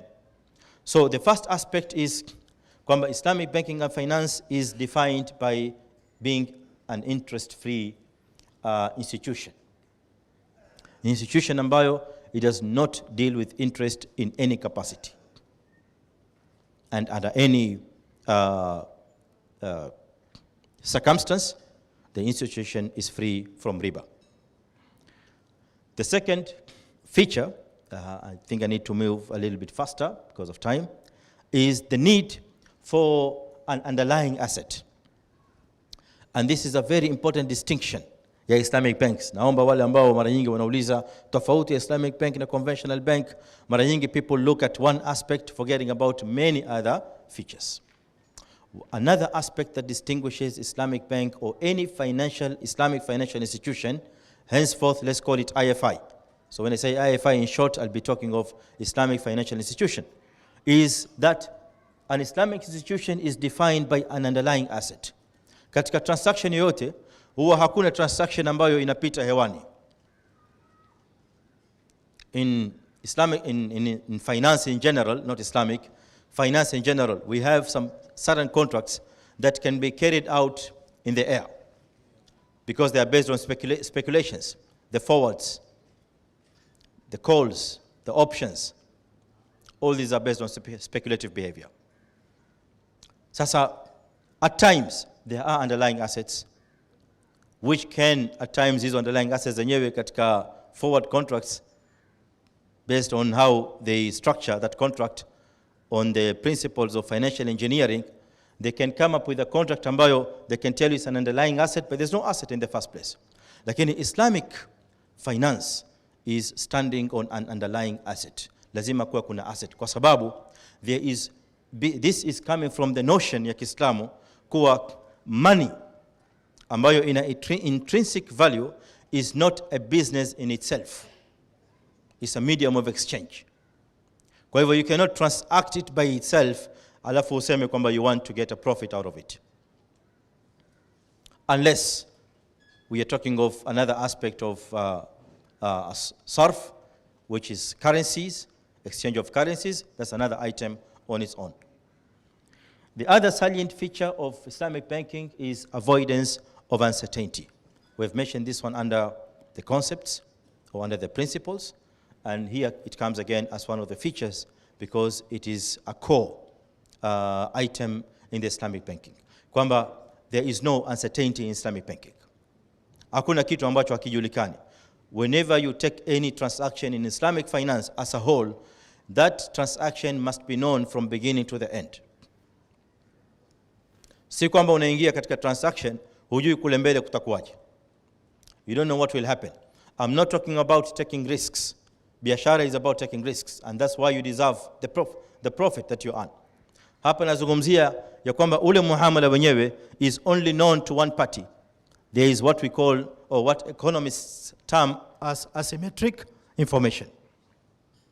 Information is held by one party. Wewe uliokuja, you have very little information and you don't know what's really going on in that transaction. The other feature of Islamic banking is zile transaction ambazo unapewa, the contracts are clear, the terms and conditions are clear, the business is clear, the item that you are told will be bought is clear. Sio kwamba uambiwa kuna item fulani sisi tutanunua alafu tutakuja kuuzia. Item gani? We haina haja kujua, we bora item. Wewe wataka nini kujua? Wewe si wataka pesa? No. Islamic finance doesn't work like that. There is complete transparency when it comes to information and sharing of that information. The other feature of Islamic banking that defines Islamic banking is the element or the aspect of PLS, profit and loss sharing. This is a very important component of Islamic banking and finance, and it accommodates one of the very important financial instruments ambazo tutakuja kuzungumzia mbele inshallah given the time. Another aspect is the aspect of rights and liabilities of banks and financial institutions and the customers. Banks has rights and it has liabilities. Client or the customer who comes to take a product from the bank or to deal with the bank in any capacity, pia na yeye ana rights and liabilities. Shida wakati mwingine inatokea, one party may only be looking at their rights and forgetting about the liabilities. Hapa kunatokea mushkil, kwa sababu Islamic banking and finance does not operate under that model. It operates under the model ya kwamba whoever has rights also has liabilities, na yule mwingine pia naye na liabilities zake. Kwa hivyo wewe usije ukasema mbona hivi, na wewe pia una liabilities zako 1, 2, 3 and 4, because it is emanating from the principle of equity, ile fairness ambayo tumezungumza nyuma. The sixth feature, and this feature is a standalone with Islamic banks. It's a standalone feature. It's a very unique feature of Islamic banking and finance, and that is Sharia compliance. It is only and only found in Islamic banks. And let me tell you, in many countries where Islamic banks operate, they are not compelled by regulators to establish a Sharia board. They're not compelled. But it is done out of their faith by the banks that they have to be held accountable.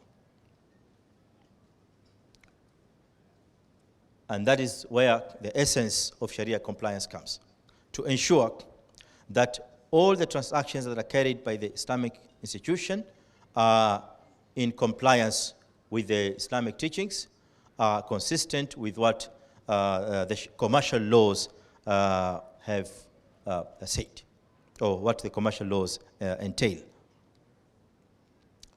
And the seventh aspect is avoidance of unlawful goods. And one thing I need to tell you about is Sharia compliance is that this board, normally in Islamic banks, and it's all IFIs, this board is always a fully independent board. It should, and it is not in any way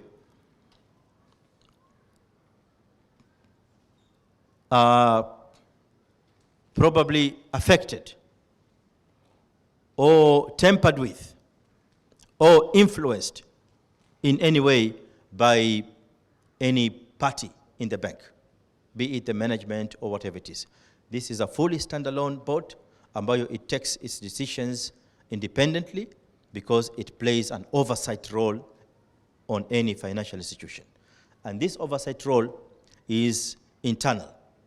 We shall come to mention later on that we also have other oversight authorities or roles played by external organs, which are also there in the Islamic finance, and we shall talk about it under some of the challenges.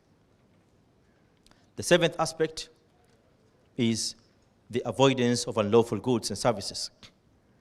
This is another distinctive feature of an Islamic bank.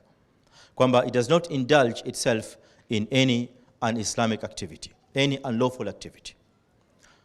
Probably in other banks may not mind whatever activity they want to put their money in or in the investment in. Banks na invest, as we all know. Kwa hivyo, when it comes to investment, this aspect of avoidance of unlawful goods is a very important component. Now, it does not apply to banks only, but in all our undertakings, sisi Waislamu tumekatazwa could deal with any unlawful good, pork and so on and so on and so forth. Vitu vingi ambavyo they've been laid down by the Sharia kwamba hizi ni haram. Kwa hivyo, any sort of investment in those particular items is regarded as unlawful, and the income and therefrom shall be declared as unlawful income. The last one, but not the least, is overriding principles of Islamic law. Now, one distinctive feature or characteristic of Islamic banking and finance is that it is guided above everything by the Islamic Sharia and the Islamic law.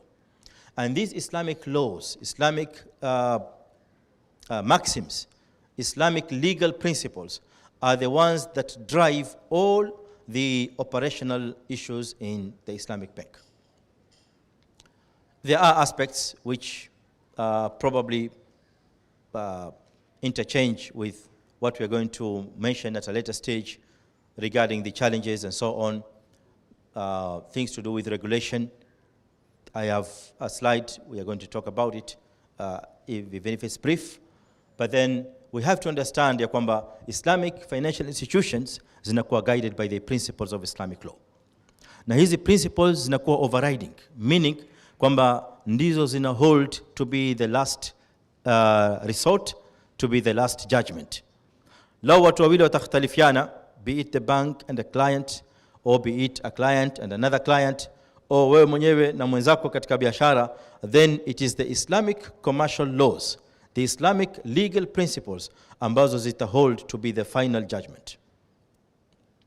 Na hii ni aya ya Allah subhanahu wa ta'ala, fala wa rabbika la yu'minuna hatta yuhakkimuka fima shajara bainahum. Whatever happens of differences between them amongst the Muslims, then they shall not be truthful in their faith. They shall not be true believers until they hold you, Prophet Muhammad sallallahu alaihi wasallam, as the judge. Kwa hivyo tunapokhtalifiana tunarudi katika sheria za Kiislamu and the principles za Kiislamu, not anything else above it or under it. Of course, kuna certain areas ambazo tutakuja kutaja baadaye, there's a gray areas. I will highlight that in one way or another. But as a general rule, this is what distinguishes Islamic banks. Now, in the next about 5 minutes or so, I want to go through very quickly through overview of Islamic banking and finance modes or instruments. Hapa ndipo ambapo maswali mingi pia yanakuja ya baadhi ya ndugu zetu wanasikia matamshi or terms like murabaha and musharaka and so on. So I felt it's in order to put these few slides to take you through them so that we can have at least an overview, as the word implies, an overview look into it. But I don't expect, of course, that you are going to have an in-depth knowledge or insights about it. But at least if we can grasp the general points or items I'm going to highlight, that will be helpful, inshallah. Now, Islamic finance. The modes of Islamic finance are generally categorized into three. We have these three modes.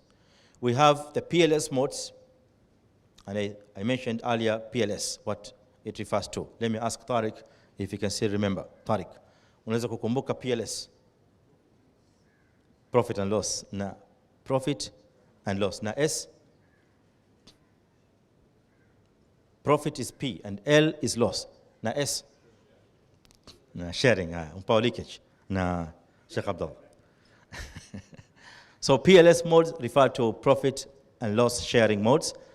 Non-PLS modes is non-profit and loss sharing modes. And the last one is fee-based modes. So these generally are the major modes that are used in all IFIs, Islamic financial institutions. Now, I'm going to pick each one and talk about them categorically. The first one is PLS. And I'm limiting myself to just 2 or 3 examples because there are many. And if I dwell into each one of them in details or we talk about them in terms of trying to understand them in full, it may take much time than we have. So I'm limiting this PLS modes to, I think, 2 or 3. Now, so the first one is Mudaraba. Now, a Mudaraba contract is a very good example of a PLS contract, a contract which stands on the principle of profit and loss sharing. Kwa hivyo, client anapokuja katika any Islamic financial institution with Mudaraba in mind, then he understands kwamba hapo ndani kuna masala ya faida na kuna masala kadhalika ya hasara. So he agrees with the bank on a particular transaction, and what happens in Mudaraba is one party plays the role of Mudaraba and the other party plays the role of capital injection. Yule anayetoa capital, whether it is seed capital, working capital, whatever capital, yule anayetoa capital anaitwa Rabbul Mal. Yule aliyepewa ile capital to venture that capital into any lawful business is called Mudarib.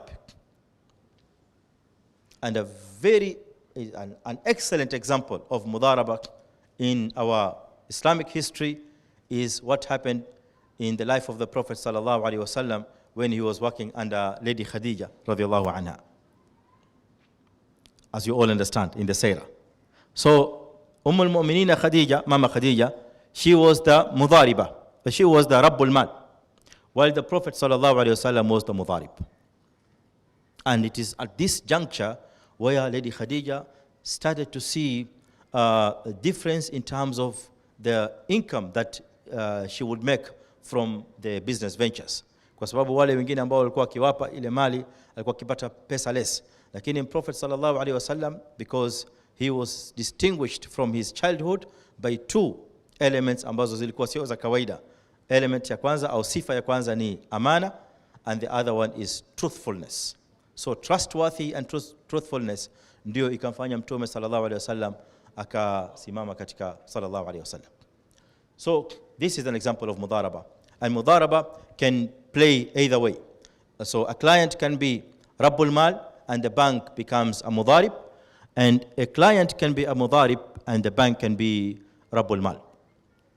Both these 2 modes apply, and they are all possible to be undertaken.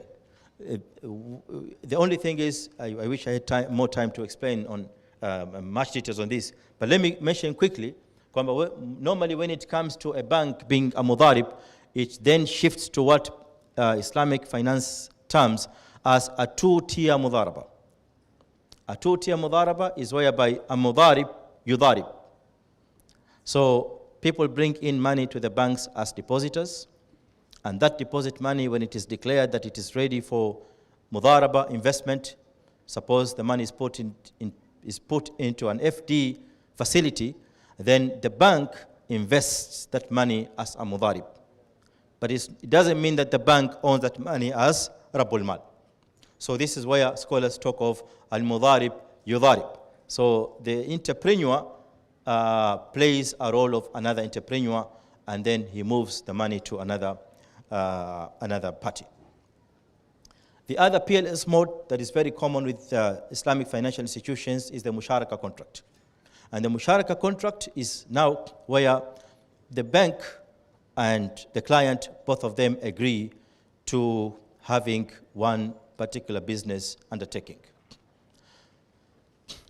Their share contribution, the share contribution of capital may differ. The bank may give more than the client may give more than the bank, or they may share equitably or equally, 50-50, whatever the percentage they can agree. What matters here is that the musharaka normally comes in two modes or in two, let's say, ways.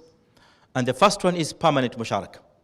And the permanent musharaka, it doesn't apply commonly in IFIs, but it's where the two parties agree to have a continuous partnership, as it happens in our daily undertakings. Mara nyingi tuna kampuni ambazo watu wanashirikiana katika makampuni.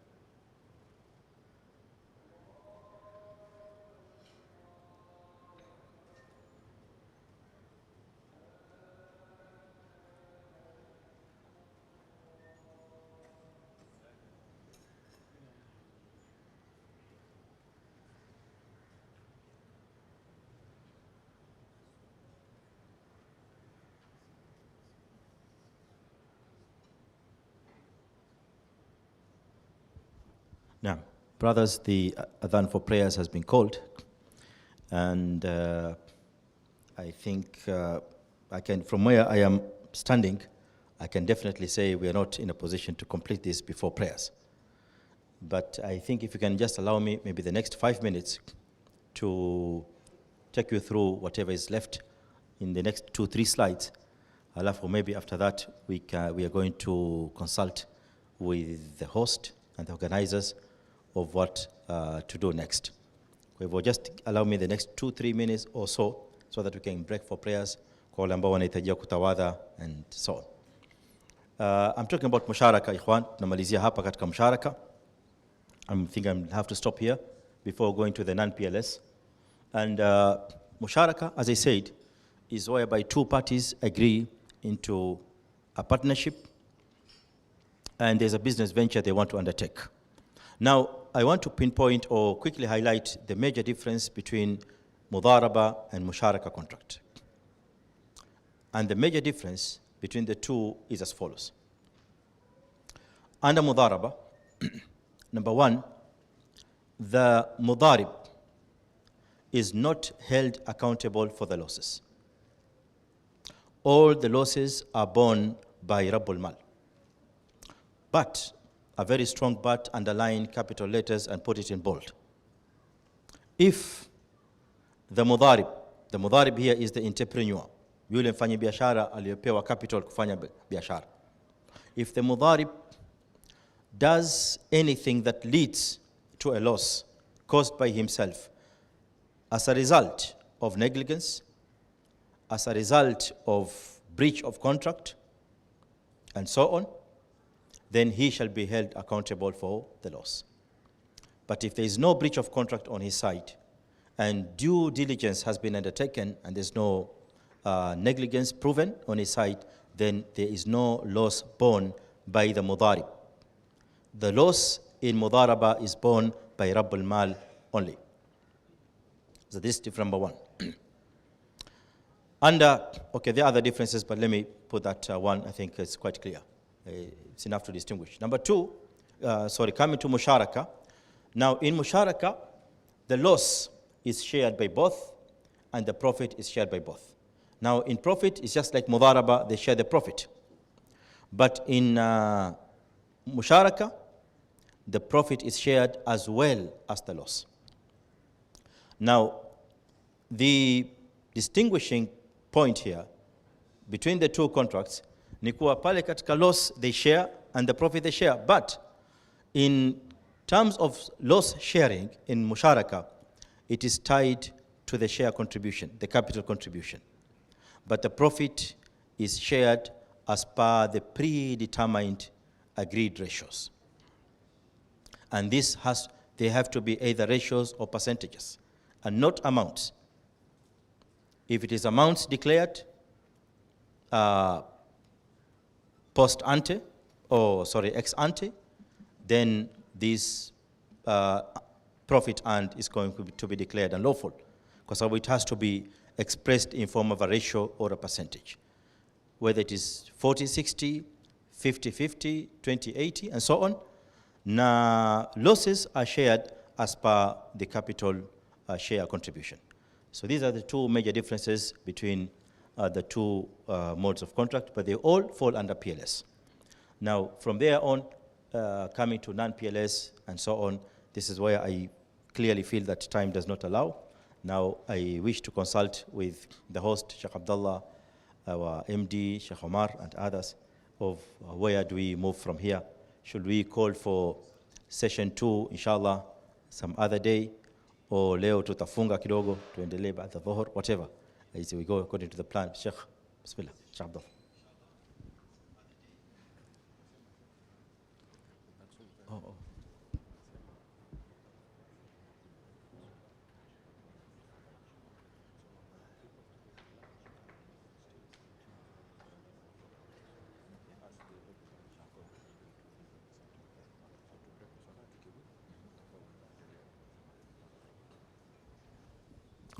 Sheikh Abdullah, the MD, is suggesting kwamba according to the plan timetable that we have, ni kuwa now we are breaking for prayers, then we are coming back for lunch, that is after Dhuhr prayers.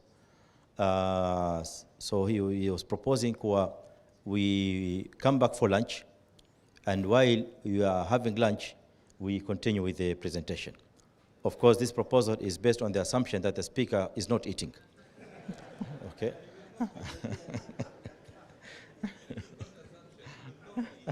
Huh? Not eating. I cannot have my plate here while talking. Tamam. So I think if you find that in order, lakini my only concern hapo, Sheikh Abdullah, is the level of concentration and attention. I don't know if it will still remain the same, ama kutakuwa wanajua balancing between makulati and masmuat. It may become a bit cumbersome. See. Now.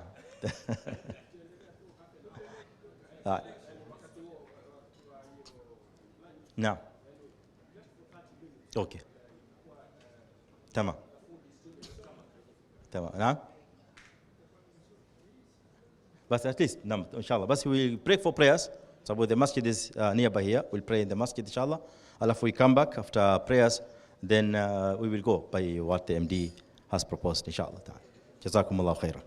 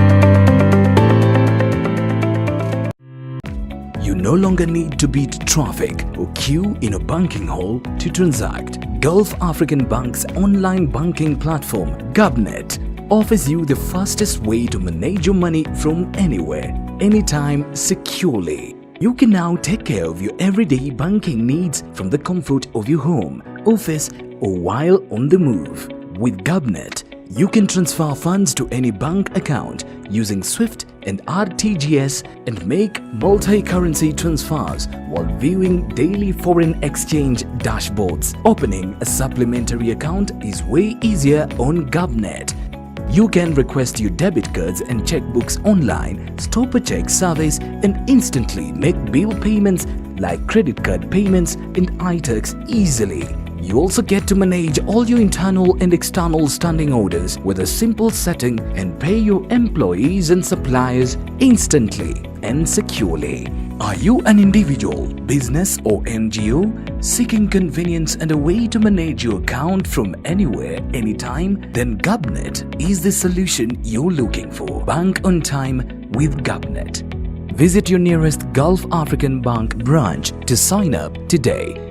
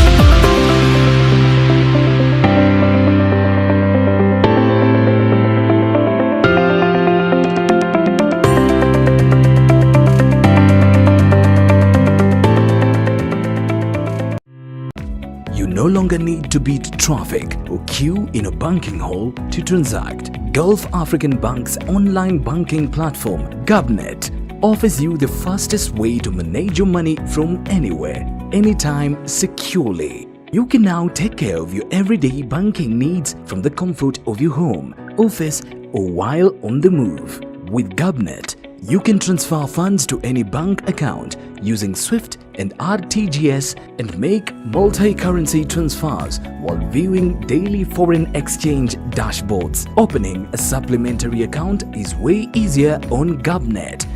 You can request your debit cards and checkbooks online, stop a check service, and instantly make bill payments like credit card payments and iTax easily. You also get to manage all your internal and external standing orders with a simple setting and pay your employees and suppliers instantly and securely. Are you an individual, business or NGO seeking convenience and a way to manage your account from anywhere, anytime? Then Gubnet is the solution you're looking for. Bank on time with Gubnet. Visit your nearest Gulf African Bank branch to sign up today.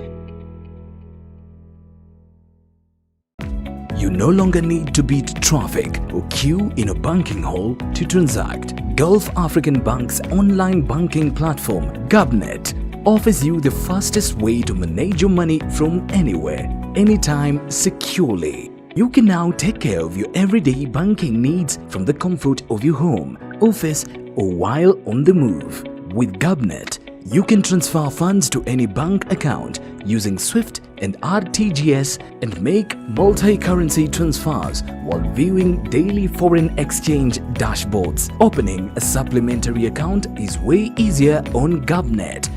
You can request your debit cards and checkbooks online, stop a check service, and instantly make bill payments like credit card payments and iTax easily.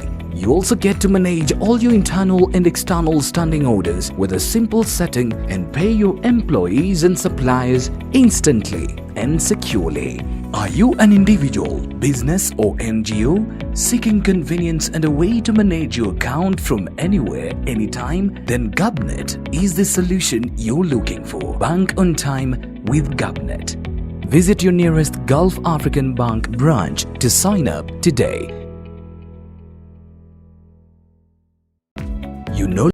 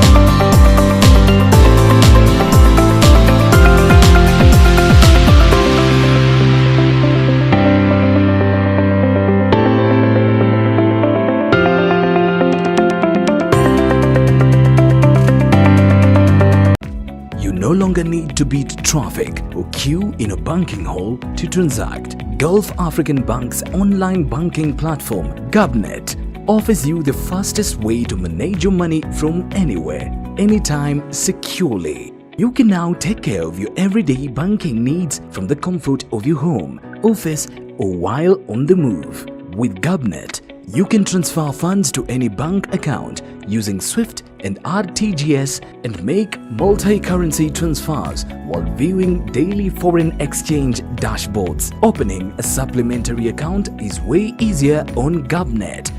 You can request your debit cards and checkbooks online, stop a check service, and instantly make bill payments like credit card payments and iTax easily. You also get to manage all your internal and external standing orders with a simple setting and pay your employees and suppliers instantly and securely. Are you an individual, business or NGO seeking convenience and a way to manage your account from anywhere, anytime? Then Gubnet is the solution you're looking for. Bank on time with Gubnet. Visit your nearest Gulf African Bank branch to sign up today.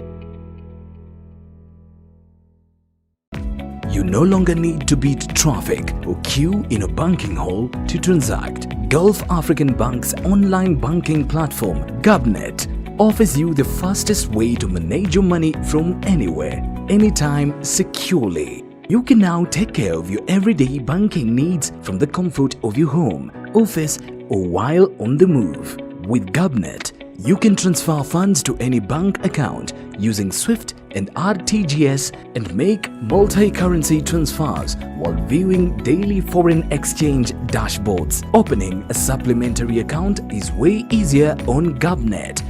You can request your debit cards and checkbooks online, stop a check service, and instantly make bill payments like credit card payments and iTax easily. You also get to manage all your internal and external standing orders with a simple setting and pay your employees and suppliers instantly and securely. Are you an individual, business or NGO seeking convenience and a way to manage your account from anywhere, anytime? Then GovNet is the solution you're looking for. Bank on time with GovNet. Visit your nearest Gulf African Bank branch to sign up today. You no longer need to beat traffic or queue in a banking hall to transact. Gulf African Bank's online banking platform, GovNet, offers you the fastest way to manage your money from anywhere, anytime, securely. You can now take care of your everyday banking needs from the comfort of your home, office, or while on the move. With GovNet, you can transfer funds to any bank account using SWIFT and RTGS and make multi-currency transfers while viewing daily foreign exchange dashboards. Opening a supplementary account is way easier on GovNet. You can request your debit cards and checkbooks online, stop a check service, and instantly make bill payments like credit card payments and iTax easily.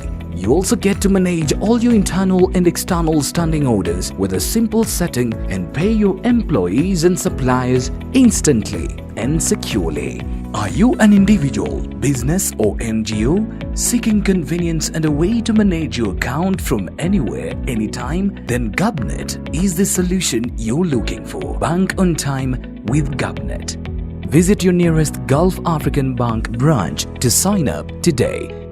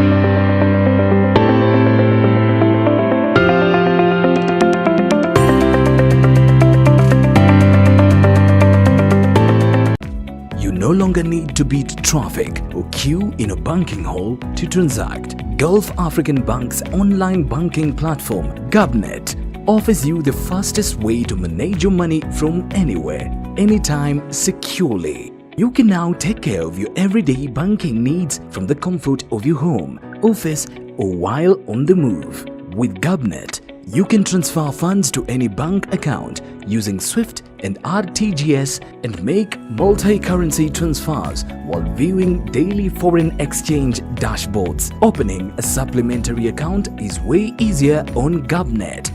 You can request your debit cards and checkbooks online, stop a check service, and instantly make bill payments like credit card payments and iTax easily. You also get to manage all your internal and external standing orders with a simple setting and pay your employees and suppliers instantly and securely. Are you an individual, business or NGO seeking convenience and a way to manage your account from anywhere, anytime? Then Gubnet is the solution you're looking for. Bank on time with Gubnet. Visit your nearest Gulf African Bank branch to sign up today. You no longer need to beat traffic or queue in a banking hall to transact. Gulf African Bank's online banking platform, Gubnet, offers you the fastest way to manage your money from anywhere, anytime, securely. You can now take care of your everyday banking needs from the comfort of your home, office, or while on the move. With Gubnet, you can transfer funds to any bank account using SWIFT and RTGS and make multi-currency transfers while viewing daily foreign exchange dashboards. Opening a supplementary account is way easier on Gubnet. You can request your debit cards and checkbooks online, stop a check service, and instantly make bill payments like credit card payments and iTax easily. You also get to manage all your internal and external standing orders with a simple setting and pay your employees and suppliers instantly and securely. Are you an individual, business or NGO seeking convenience and a way to manage your account from anywhere, anytime? Then Gubnet is the solution you're looking for. Bank on time with Gubnet. Visit your nearest Gulf African Bank branch to sign up today.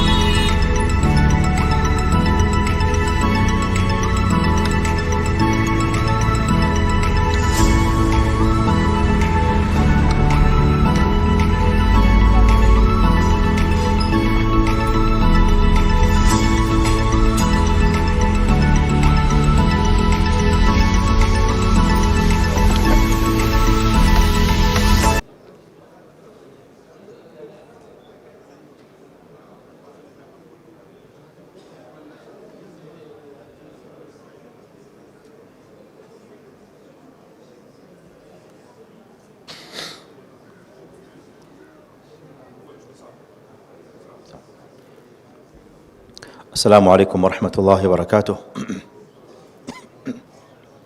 Naam, nafikiri tunaweza kuendelea kutokana na vile tulivyosikizana kwamba we'll have a few minutes inshallah. Kitambo cha kusongea mbele kidogo ya hizi slides zinazohusiana na maudhui ambayo tumeyafungua tayari, kisha tukimaliza inshallah tuta break. Tumefika katika PLS modes ambazo ni profit and loss sharing modes, na hii ni element kubwa katika Islamic banking. Na kwa hakika kadhalika, ikiwa mnakumbuka kule nyuma tulipotaja masala ya salient features or distinctive features of Islamic banks, ni kuwa this element or component of finance is only available in an Islamic institution. There is no way a non-Islamic bank may indulge in a profit and loss making mechanism or facility. Kwa hivyo hii kadhalika pia ni feature moja katika Islamic banking and finance, na it is also paramount to mention at this point of time kuwa this particular component is actually the spirit of Islamic banking and finance. Si kwamba it is just a component, but it's actually the spirit with which Islamic banks and financial institutions are breathing. Ndio inaupa the blood line or the life line of an Islamic bank. Kwa hivyo tumezungumzia both mudharaba and musharaka, both of them being the modes of profit and loss. Sasa we are now going or carrying on with the non-PLS. Now, non-PLS modes is, as the name implies, the opposite of the profit and loss modes. Now, these modes are basically based on debts. And some scholars prefer to call them debt-based instruments. So these are financial instruments that are basically geared towards debts. Now, the first one being murabaha. A murabaha contract is a contract based on the essence of murabaha itself. And the essence of murabaha itself is profit. Kwa sababu murabaha, the word murabaha, if you remove the extra letters in this word, you'll be left with the word ribh.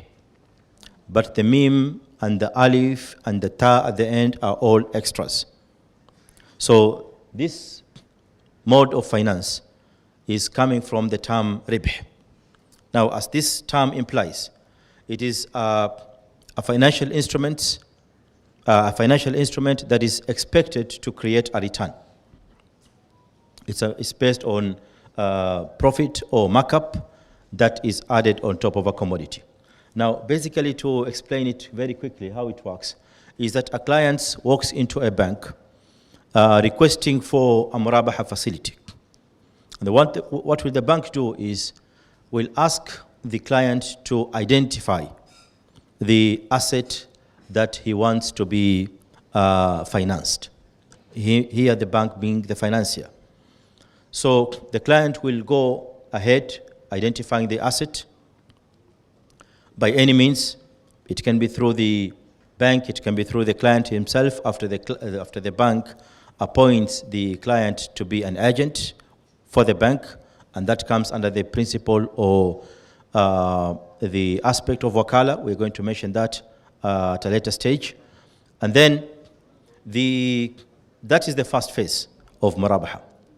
Thereafter, the banks now comes into agreement with the client that he is going to purchase this asset from the bank. Now, that is a modified murabaha that is currently being practiced by many IFIs. And the reason why the bank will do that is to have a commitment that you are the one who came to purchase this particular commodity. The bank will not buy a car because the bank wants the car. It's going to do it because there is a request that has been placed upon the bank. And that is the reason why there should be a commitment on the side of the purchaser, in this case the client, who has come for the purchase of the vehicle or for the financing of the vehicle. Now, this kind of murabaha has been modified a little bit, and for that reason, Islamic finance scholars now call it al-murabaha lil-amiri bishira, meaning murabaha for the order of the purchaser, because the bank in this case would buy the car because there is a purchaser who has ordered us to buy. Now, the next step comes where the bank now facilitates in the buying of the car. There are many variations of doing this. I'm mentioning to you the basic model. So the bank would buy the car after owning the car. Underline the word owning, because ownership here is a principle, and it's a crucial element in this kind of banking transaction. After the bank owns the car, it will then sell the car to the client at a deferred date. That is, the payment shall be made gradually, and it will be completed within a certain period of time. Now, the price that the client is going to pay to the bank will be the price of the car bought by the bank, that is the cost, plus markup. And this is the profit which the bank has made. And this is the essence of murabaha, because it's coming from the word ribh. Now, if you walk into a bank and ask for a murabaha facility, and the bank gives you a murabaha facility, and then you see there's an extra amount placed, here you ask yourself, where is this amount coming from? So know for sure that you have confused somewhere. You have confused yourself somewhere. Because if you have asked for a murabaha facility that has carried a markup, which is the profit in this case, alafu you are kind of shocked. How has the price increased? The car is sold at 1.2 million, and the bank is asking me to pay 1.5 million in a period of 2 years. So that 300,000 has been added as a markup, because it is ribh, and you have agreed as a party to the transaction that you want to be party to this murabaha agreement. Now, the confusion is caused by, number one, the notion that the client has walked in to ask for a loan, which is not actually the case. Because a loan, as we have seen here a while ago when we were presenting, a loan does not carry any extra amount added, because that will definitely be considered and regarded as riba. And there's no any other way of looking at it except that one perspective in Islam. Now, this is how murabaha works. I've just mentioned to you a generic model, because there are other variations whereby a bank may sometimes include certain items which it deems fit, but they all still fall under the framework of permissibility, as long as it does not contain any element that renders that particular transaction to be invalid. But as I said, the element of ownership here plays a crucial role, as well as the element of buying and selling. Because here the aspect is buying and selling, and there's a commodity in the middle. And that commodity is meant to. It's not a commodity that has been placed for the sake of having a commodity, because I'm referring you back to the concept of accountability. We are not placing a car just for the paperwork or for the form to be complete, but we are losing the substance and the spirit of that particular transaction. These things happen in certain financial institutions, which sadly call themselves Islamic, which is very sad indeed, but they do happen. I'm not ruling out that they don't happen. They do happen in certain jurisdictions. I don't know if it's under the watch or the knowledge of Sharia boards. I cannot talk on that regard, but it is very sad to note that certain transactions are being carried out in this format, whereby a car is being placed in the middle of the transaction just for the sake of having a commodity to be seen. But the client that doesn't need the car, and the bank does not want to sell the car. So this is the aspect which I mentioned to you earlier, where we need to really account ourselves deeply and seriously when it comes to how we undertake our transactions. After murabaha, I also want to mention about ijara contract. And ijara contract is a contract of lease. It's a lease agreement between a bank and a client, or the bank can be the lessor, or the client can be, depending on what kind of agreement they have agreed to have. And finally, we have the wakala contract. Now, wakala contract is falling under the fee-based contract. So we have spoken about the PLS, the non-PLS. We have represented them in, we have represented the non-PLS modes with these two examples, the murabaha and the ijara. Now, under fee-based modes of finance in Islamic financial institutions, an example is awakala. Awakala is an agency contract where the bank acts as an agent to the client, or it can also be the other way around. The client acts as an agent for the bank in certain transactions. It applies currently in many financial facilities or financial instruments, including letters of credit, letters of guarantee, and so on, depending on how the financial structure of the banking lays on, as well as the financial engineering concepts of the product innovation or product development department. We also have the kafala contract. Kafala contract is a guarantee contract, whereby the bank plays a guarantor role. It guarantees the client on a certain particular venture, be it import and export, the purchase of commodities, and so on. So these are all areas where a bank can come in to act as a guarantor. It's all done under kafala contract. It applies in many modes of finance or financial instruments. Again, some banks prefer to use this mode for letters of credit or guarantee, as well as credit cards. And there are instances where some banks would use also this under bank transfer facilities. When you transfer money from a country to another, that also may fall under either wakala or kafala, depending on how the bank has engineered that particular product. It all falls under the same fee-based mode. Now, the idea here to put these examples under fee-based is that these are contracts whereby the client expects to be charged a certain amount. Just the same way how you send money from your brother here to another brother at the end of, or at the other side of the country via M-Pesa, and it's not done for free. Now, that transfer is based on either wakala agency or is based on kafala, because the bank has taken guarantee that this money will reach the other end, or it is done in agency mode, whereby the other end of receiving the money, there is an agent who has been placed to produce the money on behalf of the sender. Now, either way, the bank has the right to charge a fee because it is a service that is provided to the client. You walk into a bank, it provides you with a letter of credit or letter of guarantee. Expect that there's a fee that's going to be placed on that particular facility.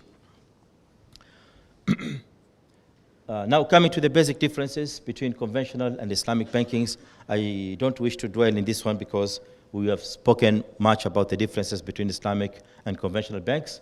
I want to quickly move into common misconceptions that surround the Islamic financial environment or Islamic banking instruments as a whole.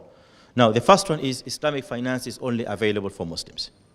And this misconception mainly arises from our non-Muslim neighbors, people we live with. They tend to probably think that this Islamic system is only meant for the Muslims. It is not actually the case. And surprisingly, in many, in other countries, particularly the European countries, it is seen now as a trend. A study has been conducted from the marketing side of Islamic banks, where they have discovered that the notion of Islamic banking is currently embraced by non-Muslims with large numbers than even the Muslims themselves. It is quite surprising, but it shows how Islamic bankings are strict when it comes to adherence to the Islamic teachings and concepts of justice, fairness, and so on. Now, this is a very pertinent area. It's a very strong ground for Muslims to use in order to manifest the beauty of Islam for the non-Muslims. It's an area where non-Muslims can learn a lot regarding Islamic fairness, Islamic financing, and how Muslims treat each other when it comes to transactions. The other misconception is that Islamic banks are a replica of conventional banks. It's just a copy. Now, this statement is passed on amongst many people. They tend to, you may hear your Muslim brother making that sweeping statement or a blanket statement that hizi ni kama zile benki zingine. What they normally do is they just exchange the word, remove the word interest, and put the word profit and so on. Now, if you have carefully analyzed and focused in what we have presented, and you have gone to the roots of establishing how fundamentally Islamic banks and finance institutions differ from their conventional counterparts, then you should be in a position, of course, to tell where the difference is. The problem arises pale kwamba Waislamu ana limits himself to terms.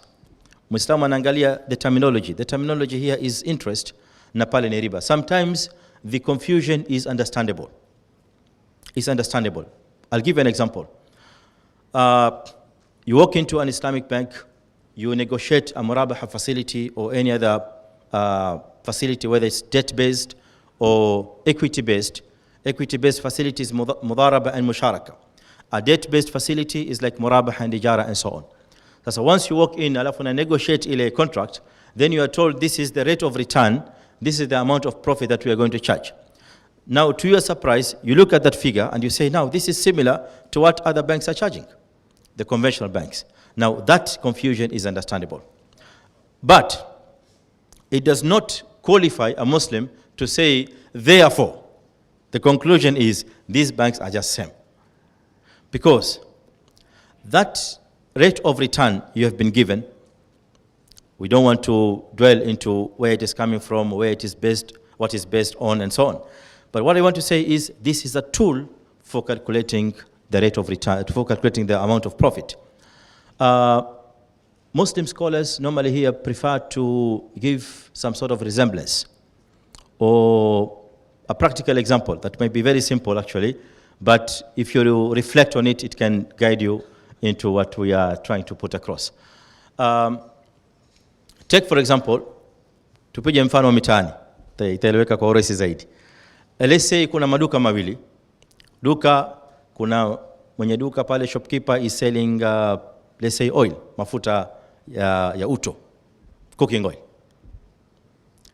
In the old style, sio ile ya siku hizi alhamdulillah things have developed. Lakini most of you remember when you were young, we used to buy cooking oil katika, unakwenda dukani unapimiwa, that's it, you go. Na haipimi kwa kilo wala robo, unapima kuna chombo, let's say kopo na maalum ambayo imetengenezwa inajulikana na mwenye duka.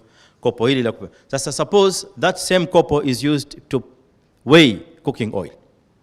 Robo, nusu and so on.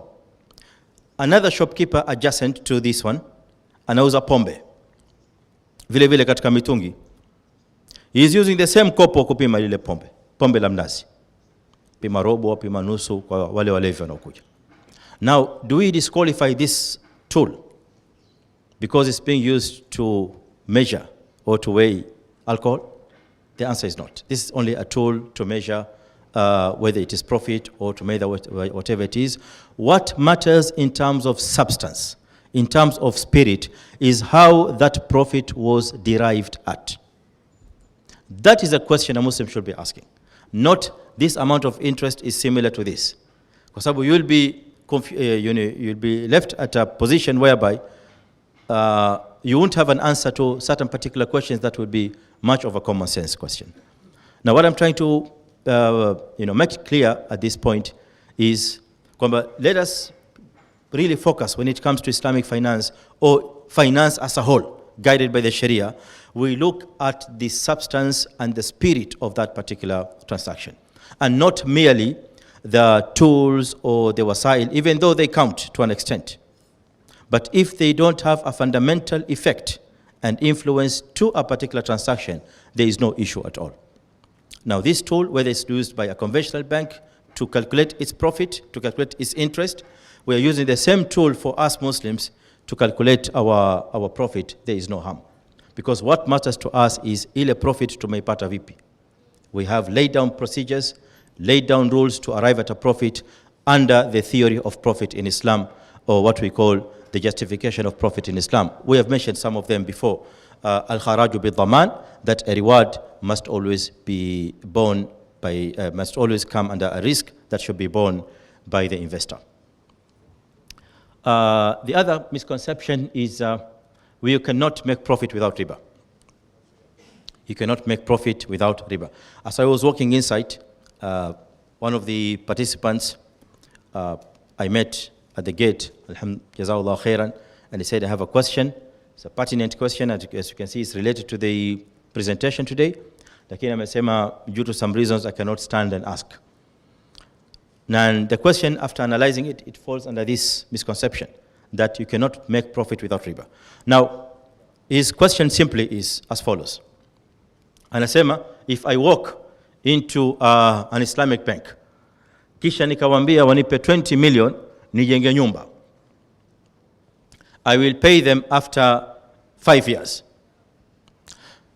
Now, will the bank agree that I return only 20 million to them? Now, before answering this question, we need to look at many aspects that we have mentioned before. We have to understand where the Islamic banking concept is coming from, where Islamic finance is coming from, and where is it geared towards. Imepangwa Islamic banking kuelekea wapi? Islamic finance is there as a whole, in spirit, in theory, in practical and implementation concepts. It is there to uplift the economic standard of the ummah. Now, looking at that aspect peke yake, kisha use this example kwamba everyone is walking into a bank, huyu ataka 10 million, he pays it back as it is after 5 years, the other one after 10 years, the other one 50 million after 25 years. Now let's ask ourselves, how will this bank be able to sustain itself without doing business? Because this is not business. A loan is not a business.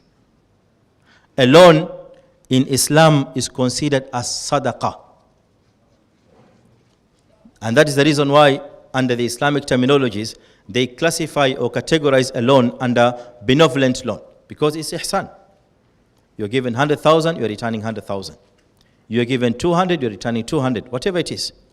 And there is no any extra reward added on top of it, in cash or in kind.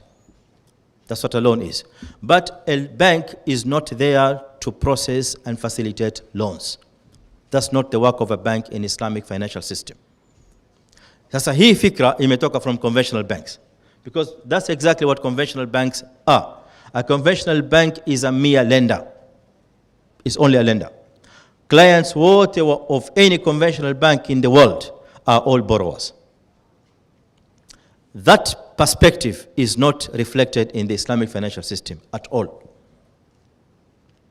The perspective underlying an Islamic financial system and environment, ni kuwa there is business going on. There is investment. There is money and wealth that is being created through economic activities, and not through the lending and borrowing of money. Kwa hivyo, my brother, I'm asking myself, suppose I'm the one who has posed the question. I've borrowed 20 million from the bank. I'm to return it after 5 years, the way it is. Another person has done it, another person has done it, we are 100. How is this bank supposed to prosper? Be rest assured, it's going to be closed down in less than 1 year. To run out of funds. Then, hakuna kitu. And remember, hatujazungumzia defaults. Hatujazungumzia defaults. And these things happen because businesses and so on and so forth. Now, the other question also related in a way, because the brother has asked me too, and I think I have probably a moral responsibility to respond to them before I go any further. Another one I feel is also related to this one, about riba. Anasema kwamba if I have lent my brother, suppose it's 1 million, and then I ask for this amount to be paid back after 5 years. That's the maturity. Swali lake aniuliza, after 5 years we all agree kwamba the value of that money will no longer be 1 million. We all know that. Na wale ambao wamesoma economics, they understand the principle of TVM, time value of money. That money has value. But that's according to economics, not according to Islam. In Islam, it admits that money has intrinsic value, but it's not meant for itself, that value. It's meant for other purposes, for the purposes of buying and selling. So when it is tied to the purpose of buying and selling, because it is a medium of exchange, then it has an impact. But when the money is not tied to any buying and selling, it has no impact. And for this reason, it becomes very easy for you to understand why in hire purchase, the amount can be increased in hire purchase. If you buy a commodity, you buy a phone, on cash basis, on spot sale, you are told it's supposed to be 5,000. If I sell the same phone to you on HP facility, then it's going to be probably 7,000. You are paying for the difference of time. But in this case, it is permissible because it's tied to buying and selling, which is the work of money. And the focus now has shifted from mere dealing with money into commodity and buying and selling. And for that purpose, ile pesa ikaongezeka in hire purchase. And there's no any learned scholar who will tell you hire purchase is unlawful. And yet there's a time element. But when the time element is looked at itself as an intrinsic value, then hapo there's a flaw.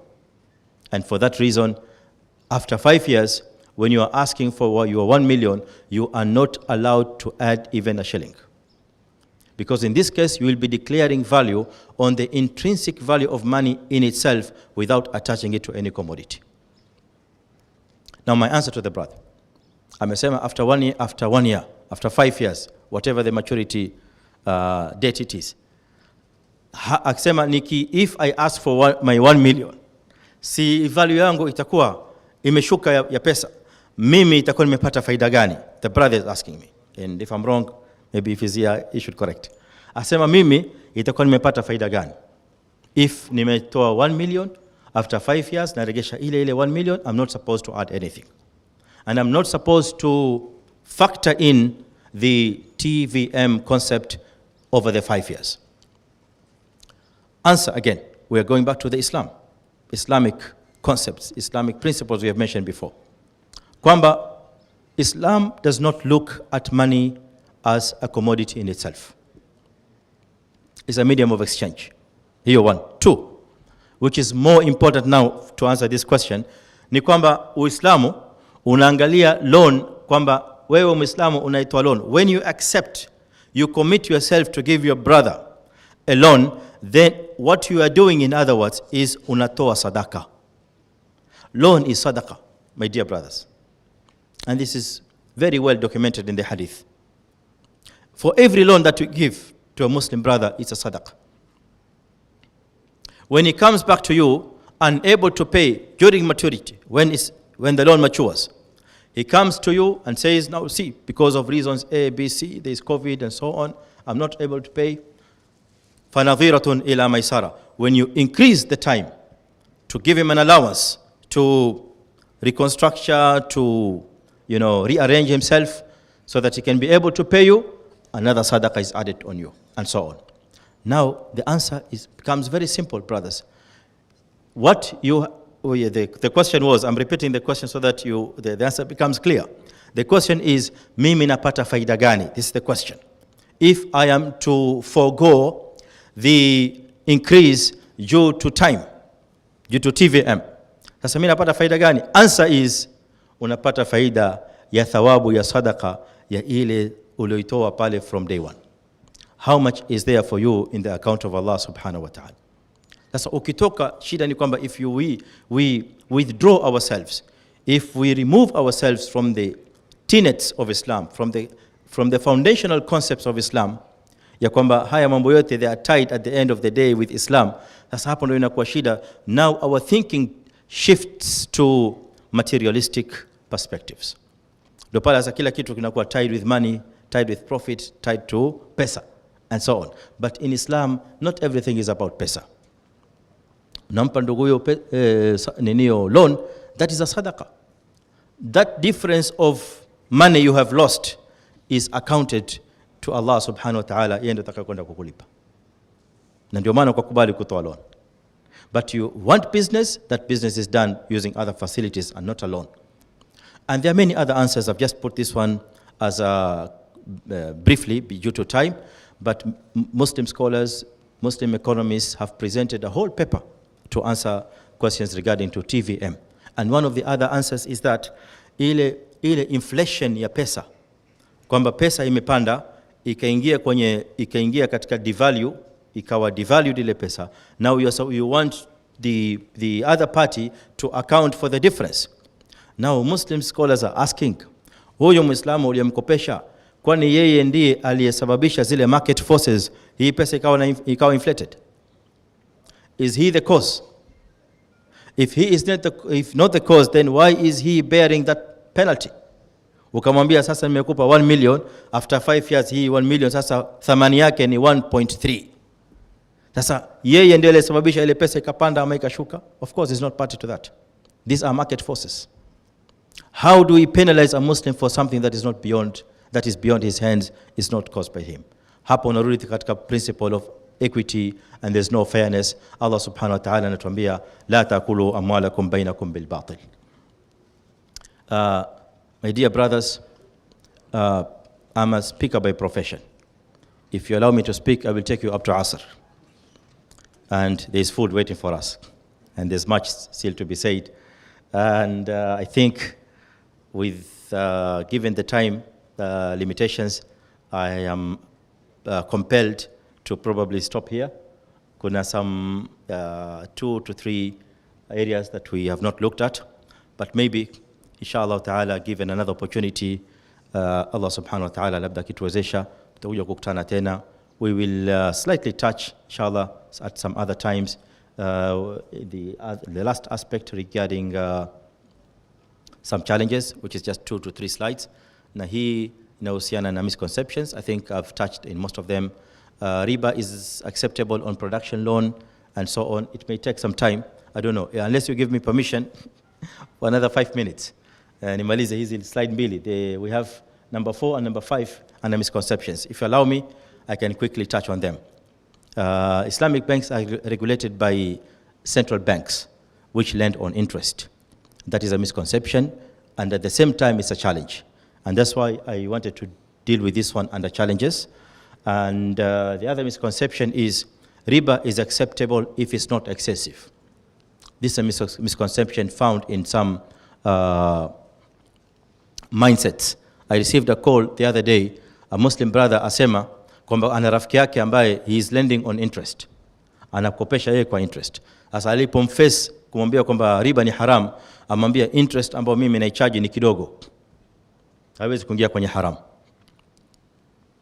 Hawezi kuingia kwenye haram. So we have this mindset kwamba if riba is not excessive, is acceptable, and some people may even go to an extent of probably justifying this one using an ayah in the Quran. Allah subhanahu wa ta'ala says, Ya ayyuhalladhina amanu la ta'kulu riba adhafan mudha'afa. All you who believe, do not consume riba, interest, usually adhafan mudha'afa, doubled and redoubled or doubled and multiplied.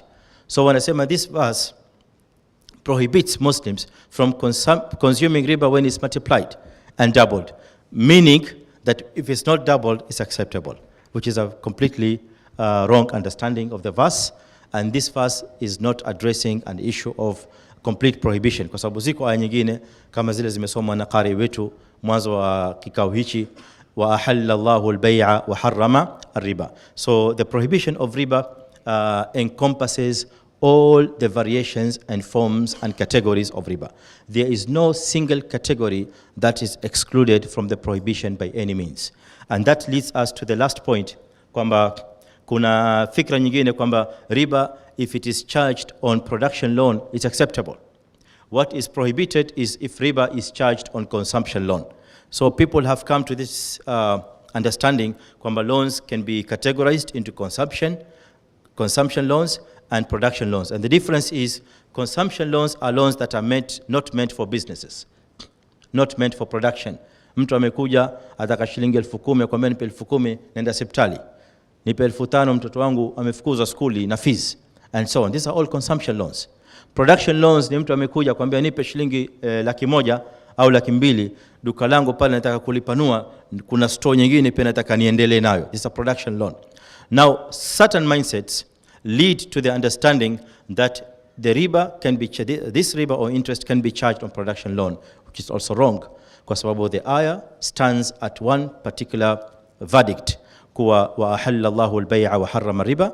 Allah has permitted business and has prohibited interest and usury in all its variations, in all its forms and categories. There's no single exception to that. I think this brings me to the end, my dear brothers. Jazakumullahu khairan. Thank you for listening. I know you have a lot to ask, but time does not permit us, unless maybe we are told that you ask while we are eating, which I don't think may be very much in order. So I think this brings me to the end. سبحانك اللهم بحمدك أشهد أن لا إله إلا أنت أستغفرك وأتوب إليك والله أعلم وصلى الله على نبينا محمد وعلى آله وصحبه أجمعين الحمد لله رب العالمين. نعم. Master of ceremony.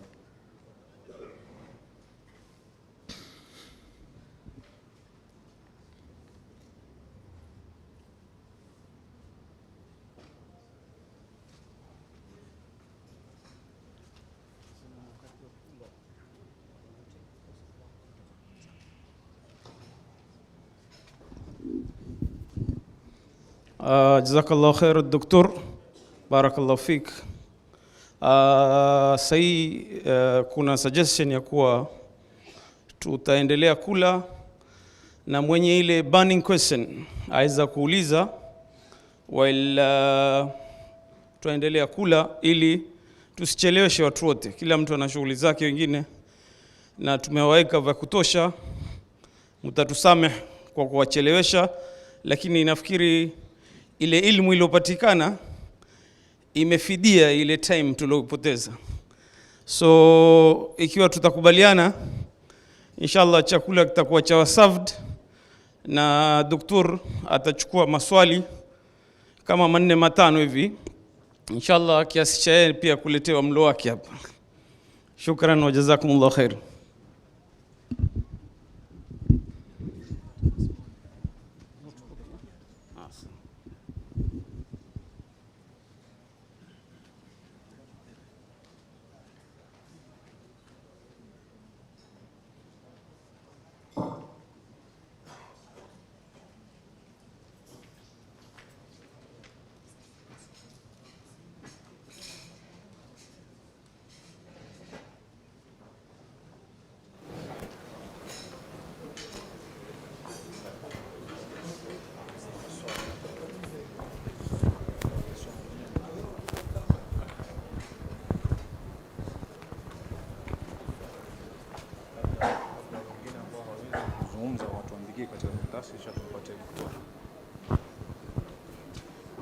Naam, kuna wazo hapa.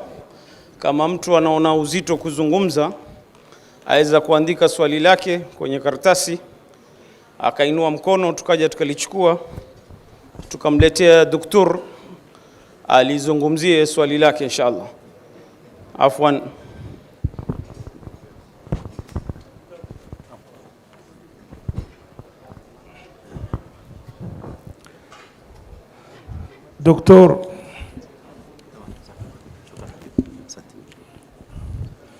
Doktor, salamu alaikum. Wa alaikum salam.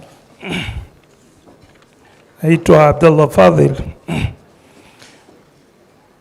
Shukran jazilan kwa your brief presentation. Japokuwa twakuomba doktor, mbali na benki kupanga, tunataka upange yako ama organization nyingine, tupate kuenda kwa undani zaidi, kwa sababu haya ni masuala ambayo ukiangalia yana utata si hapa tu bali ulimwengu mzima. Nakumbuka mufti wa Azhar alifutu Sheikh Juma kwamba interest ya benki yafaa kabisa. Aitwa Sheikh Juma, mufti wa Azhar, lakini pia kuna wengine wakakataa. Na pia alibase kwamba ya definition ya riba wakati wa Mtume na definition ya sasa ni zimeenda tofauti. Sitaki kwenda zaidi, wewe wajua zaidi hayo. Lakini mimi swala langu zaidi ni katika zile aya tumesoma za riba, mwisho yasema wa in tubtum falakum ruusu amwalikum la tadhlimuna wala tudhlamun. Kwa hivyo hapa concept niloifahamu ni kwamba yule mwenye kutoa ile deni asidhulumike na mwenye kupewa deni pia asidhulumike. Naona hili swala kama umelijibu kidogo, lakini nataka tu kutoa mfano hai. 1970s sisi tulipokuwa miaka kama 2-3, nimesikia pound ilikuwa ni shilingi 20. Labda hujazaliwa daktari. Ndio maana hii 20 kaitwa pound. Kwa hivyo ilikuwa ni only 20 shillings. Now let us come in a scenario. Marehemu babangu alimkopesha mtu 100,000 Kenya shillings, ambayo ni 5,000 pounds. Huyo mtu amekana deni, leo amezuka ataka kunilipa. The same 100,000 today is only 714.3 pounds. From 5,000 to 714. There are two aspects. Kuna time value of money, lakini hapa zaidi ni inflation rate. Nchi zetu nyingi za third world haziko stable their currency. In Saudi, for the last 20, 25, 30 years, dollar is exchanging at 3.65 up to 3.75. Imetokea hapo mpaka hapo. Kwa hivyo hata miaka 20-30 ikiwa alikopesha kwa rial, akilipa difference itakuwa ndogo. But sasa we are coming to a scenario, we are in Kenya. Always there is an inflation rate mwanzo, time value of money. Na hii aya yasema clearly, falakum ruusu amwalikum la tadhlimuna wala tudhlamun. Mimi babangu alokopesha, si amedhulumika hapo? Awala. La pili, je, the money ni mali pia? Money itself. Is money wealth? Because ile 100,000 wakati ule alikuwa aweza kununua nyumba Kisauni. Saa hii uwezi. Kwa hivyo hapo nitakuwa yule mzee wangu amedhulumika kiufahamu wangu mimi. Kwa hivyo nakuomba doctor, tupe any other models, whether tuweza tukakopeshana kwa Kenya shilling lakini value tukaweka with stable currency. For example, now nimemkopesha Sheikh Omar 140,000, lakini nimemwambia hii ni 1,000 pounds, nakopesha 1,000 pounds. Alternatively, nimemkopesha MD 2 million, lakini nimwambia this is equivalent to quarter or 1/8 of a kilogram of gold. Now, do we have these models in Islam? Shukran wa jazakallahu khair.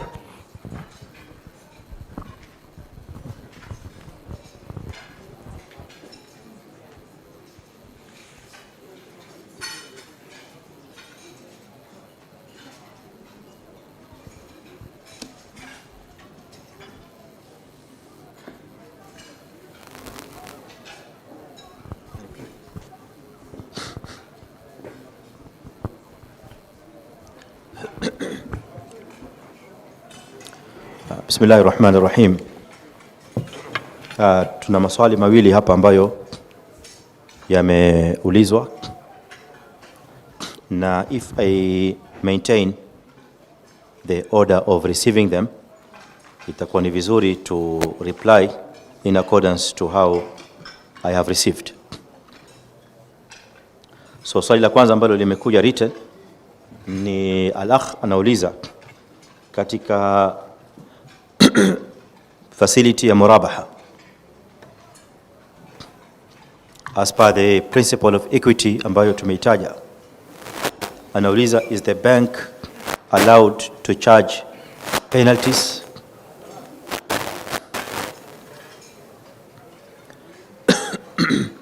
na maelezo mengine hapa ambayo nafikiri at the end yanakuja kushikana na masala haya penalties. Na hapa pia kuna kadhia ambayo ameeleza kuwa hii may also fall under hidden costs. Sasa nikianza na swala hili, kwanza katika mazungumzo yetu tumetaja kwamba modes of finance za Islamic banking and finance in general ziko aina tatu. Kuna PLS ambayo pia inaitwa equity financing. Tuna non-PLS ambazo zinaitwa debt based, na hii murabaha inaingia under debt based ambayo ni non-PLS mode, non profit and loss. Kwa hivyo anaingia katika muamala wa murabaha na benki huwa ameingia katika muamala wa deni, kwa sababu kuna deni ambalo atakuwa anadaiwa na benki. Tukizungumzia masala ya deni, inabidi tuingie katika sasa uwanja wa fiqh ya Kiislamu. Maana fiqh ya Kiislamu imetupa mwongozo kamili kuhusiana na madeni, vile yanavyokopeshwa na vile yanavyolipwa, na yule anayedaiwa deni adain, ambaye anayetakiwa kulipa ile deni, huwa ana ahkamu zake katika Uislamu. Na hizi ahkam zina affect na zinaingiliana na masaili mingi ya kiilmu. Nitaji tu labda kwa mfano katika masaili yanayohusiana na mwenye kudaiwa ni masala ya zaka. Muislamu inapofika time yake ya kutoa zaka after the lapse of 12 lunar months, na ikiwa nisab imetimia na kuna pesa ambazo anazidai kwa mtu, sasa ajua kwamba zile pesa according to calculation ya zaka, zile pesa zatakiwa ziongezwe na hizi pesa ndipo atoe zaka. But the question is that money held by the other party, yule aliye na lile deni, is it chargeable for zakah? Is it liable for zakah or not liable for zakah?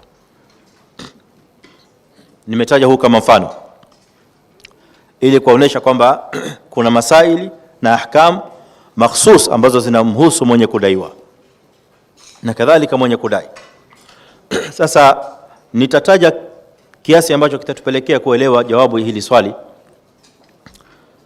kwamba yule mwenye kudaiwa Kiislamu wana fall under two categories. Kuna anayedaiwa ambaye ana deni, ambaye ni mu'sir, na kategori ya pili ni mwenye deni anayedaiwa ambaye ni mumatil. So it is very paramount to distinguish between these two categories of debtors. Sasa kuna mwenye kudaiwa ambaye ni muhsir, ambaye ana dhiki. Hukumu ya Kiislamu ya kifiqhi ya mwenye kudaiwa ambaye ana dhiki, ikifika date of maturity, nini hukumu yake? Qur'ani imebainisha. Allah subhanahu wa ta'ala asema, wa in kana dhu usratin, akiwa mwenye kudaiwa amefika wakati wa dhiki, hawezi kulipa, imefika time ya kulipa, lakini bado ana dhiki na anajulikana kwamba ana dhiki, si kwamba ana dhiki lakini huku mambo yake yanakwenda vizuri, La, si kwamba mtu aje kwamba na mimi kidogo nimeharibikiwa, lakini ukiangalia mashallah peleka magari vizuri, ana magari makubwa makubwa bado, yuishi vizuri, watoto wake wasoma bado vizuri, walilahi alhamd, hana shida yote. Lakini huko akwambia bado mimi najua kuna matatizo fulani. Ni dhiki ya kikweli ambayo it can be seen, it can be witnessed, it can be proven. Huyo ndio mwenye dhiki. Sasa huyu hukumu yake fanadhiratun, anafanyiwa indhar, na indhar maana yake ni kupewa more time allowance, kwamba mpaka atakapopata nafasi, but there is no any amount that is added, wala hakuna penalty yote ambayo itakayokuwa charged. Of course amount added itakuwa hakuna, ama tuzungumzie Islamic banks. So issue ile kwa hapa ni penalty, hapa hakuna penalty itakayokuwa charged. Tuje katika kategoria ya pili ya adain ambaye ni mumatil. Mumatil ni mwenye kudaiwa ambaye anao uwezo wa kulipa, but shida ni hataki kulipa. Sasa kile kifika maturity, wakati wa kulipa, atafuta mbinu za hapa na pale, mara tuma mtu, mara hivi, mara hivi, mara hivi. But wewe unaidai, unajua for sure huyu uwezo anao. Now huyu sasa hukumu yake tofauti. Huyu Mtume sallallahu alaihi wasallam ameruhusu kwamba heshima yake inaweza ikavunjwa huyo mumatil, kwa sababu kitendo anachokifanya ni kitendo si kizuri, immoral. Kwa hivyo kama ambavyo yeye he is behaving immorally kwa yule aliyemkopesha, kwa yule aliyempa lile deni kwa roho nzuri, kwa ihsani, kwa njia nzuri, imefika time ya kulipa sasa, na yeye yafanya mumatala, yavuta lile deni pasina sababu. Sasa hapa ndipo wanazuoni kupitia kwa hadithi hizi za Mtume sallallahu alaihi wasallam ikatoka difference of interpretation. Na kitu ambacho ni muhimu ilikuwa niwaelezee katika masala ya presentation yetu ni kwamba sheria za Islamic banking na finance zinagawanyika katika mafungu mawili. Kuna sheria ambazo zinajulikana kwa wanazuoni kwamba ni thawabit, ni fixed. Hizo haziwezi kubadilishwa hata kwa nini. For example, riba is haram, riba is haram. Hakuwezi kutoka fatwa kupitia kwa ijtihadi ya aina yoyote ya wanazuoni to come and make this unlawful item to be lawful. Lakini kunazo aina zingine za sheria ambazo zimetokamana na ijtihad. Kwa hivyo ziko sheria ambazo zimetokamana na nasi ya Qur'an, nasi ya sunna na ijma', na nasi ambayo ni sarih. It does not carry more than one way of interpretation. It doesn't. Kisha kuna nasi aina nyingine au source of sharia aina nyingine. It can be qiyas, it can be masalih mursala, it can be istihsan and so on, ambazo they are open to more than one legal and acceptable interpretation. Nikisema legal and acceptable interpretation, I am trying to discount zile interpretation ambazo they are invalid, ambazo mtu anajaribu kuziingiza kwenye nasi lakini haziingiani.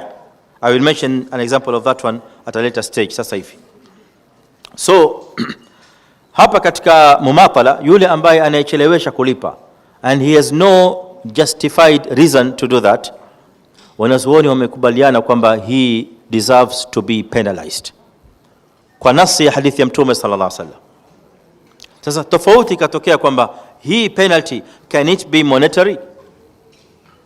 Hapa ndipo fuqaha wakakhtalifiana. Sasa wako wale waliosimama na msimamo wa kwamba this penalty cannot by any means be monetary in value, kwa sababu ikiwa monetary itakuwa in a way attached to the debts or attached to the loan anayodaiwa. Kwa hivyo zikishikana hizi, hii itakuwa ni extra, ni faida. Kwa hivyo waka rule out. Another section of scholars, respectable scholars, ambao wamesema katika Islamic finance kwamba this monetary policy, monetary penalty is acceptable. kwa sababu huyu mumatil deserves to be penalized, but with a condition kwamba if the penalty imposed on the defaulter ambaye hana sababu ya kudefault, the penalty is not treated as a profit in any means, wala haishikani na ile principal amount inayodaiwa au inayotakana. So the penalty is collected for the purpose of penalizing, and then it is diffused or disseminated into other means ambazo watu wataona kwamba ni sawa, including sadaqat or including mambo ya kusaidia watu in general, mambo ya public welfare and so on. I mentioned this as a pakasa to another principle that I will mention probably shortly from now, lakini nafikiri nimejitahidi kiasi fulani kujaribu kuwafahamisha kwamba there are two stances or two positions of Islamic Muslim scholars regarding this matter. Na when it comes to penalization, ni wanazuoni wamekubaliana wote by consensus kwamba a defaulter ambaye hana sababu deserves to be penalized by hadith of the Prophet sallallahu alaihi wasallam. The only difference arose regarding whether this penalty can be monetary or non-monetary. Na wale waliosema ni monetary wametoa sababu zao kwamba this monetary penalty, it's not meant for it to be used together with the principal, or it's not reflecting the principal. Na wale ambao wamesema it's non-monetary ni wamehofia kwamba inaweza kuingia katika mlango wa riba. I think I have exhausted the answer to this question. Na masala kwamba this is a hidden cost, it is not actually a hidden cost, kwa sababu katika ile contract ambayo anayotakiwa kuisign au kukubaliana nayo client or any party to the agreement, huwa ni muhimu abainishiwe kwamba if there is a default yenyewe inaangaliwa case by case, and this is not a general rule in any IFI kwamba whenever there is a default, therefore tunaingia katika masala ya penalty, and the penalty is monetary in value depending on the basic principles ambazo the bank is adopting, kwa sababu hapa hatuna one standard measure for all the banks. And this was coming as one of the challenges facing Islamic banking today, kwamba there is no one standard policy or standard regulation ambayo is adopted by all Islamic bankings in the world, and let alone in the world, probably in one particular country. Katika nchi moja you can have various Islamic banks, lakini ukija ukiingia ndani to the details unaweza kukuta kwamba kila bank ina adopt its own standards regarding certain aspects. Of course ziko standards ambazo wanakubaliana as a framework guided by certain organizations including OIFI and others, lakini ziko other standards ambazo the banks are at liberty to decide, na hapa ndipo unaweza kupata zile tofauti. Kwa hivyo hii hidden cost does not arise ikiwa it is declared by the bank kwamba if there's going to be a default that is not justified, then it will be penalized. Sasa inabaki kwamba ile benki ina adopt which position of fuqaha. Ikiwa ina adopt position of fuqaha kwamba there is no penalty in terms of monetary value, then that is the stance. Na ikiwa ina adopt the other position kwamba it is acceptable and the money collected will be directed towards other ways but not combined with the principle, that is also another stance that is adopted by scholars. Now I'm coming to the other question by Brother Abdullah. You heard him saying kwamba there is a fatwa given by one of the scholars from Egypt kwamba interest is acceptable. Kwamba interest is acceptable. He mentioned the name Ali Jum'a. I cannot really confirm whether Ali Jum'a is the one who said that, but what I can confirm with regard to Al-Azhar is the one who gave that fatwa is Sheikh Sayyid Ali At-Tantawi. Sayyid At-Tantawi, that is the Sheikh, and he gave that fatwa. I am very sure about this because I was there, and sitting next to him. He was just here next to me, And so I had this fatwa from him by verbatim, directly from his mouth. It's not like someone told me this. Okay, now Sheikh Sayyid Tantawi, who was once Sheikh al-Azhar, and he was the senior most authority of fatwa in al-Azhar by then, he has passed on. Allahumma ighfir lana wa lahu wa jami' al-muslimin. Now, in his thesis, he was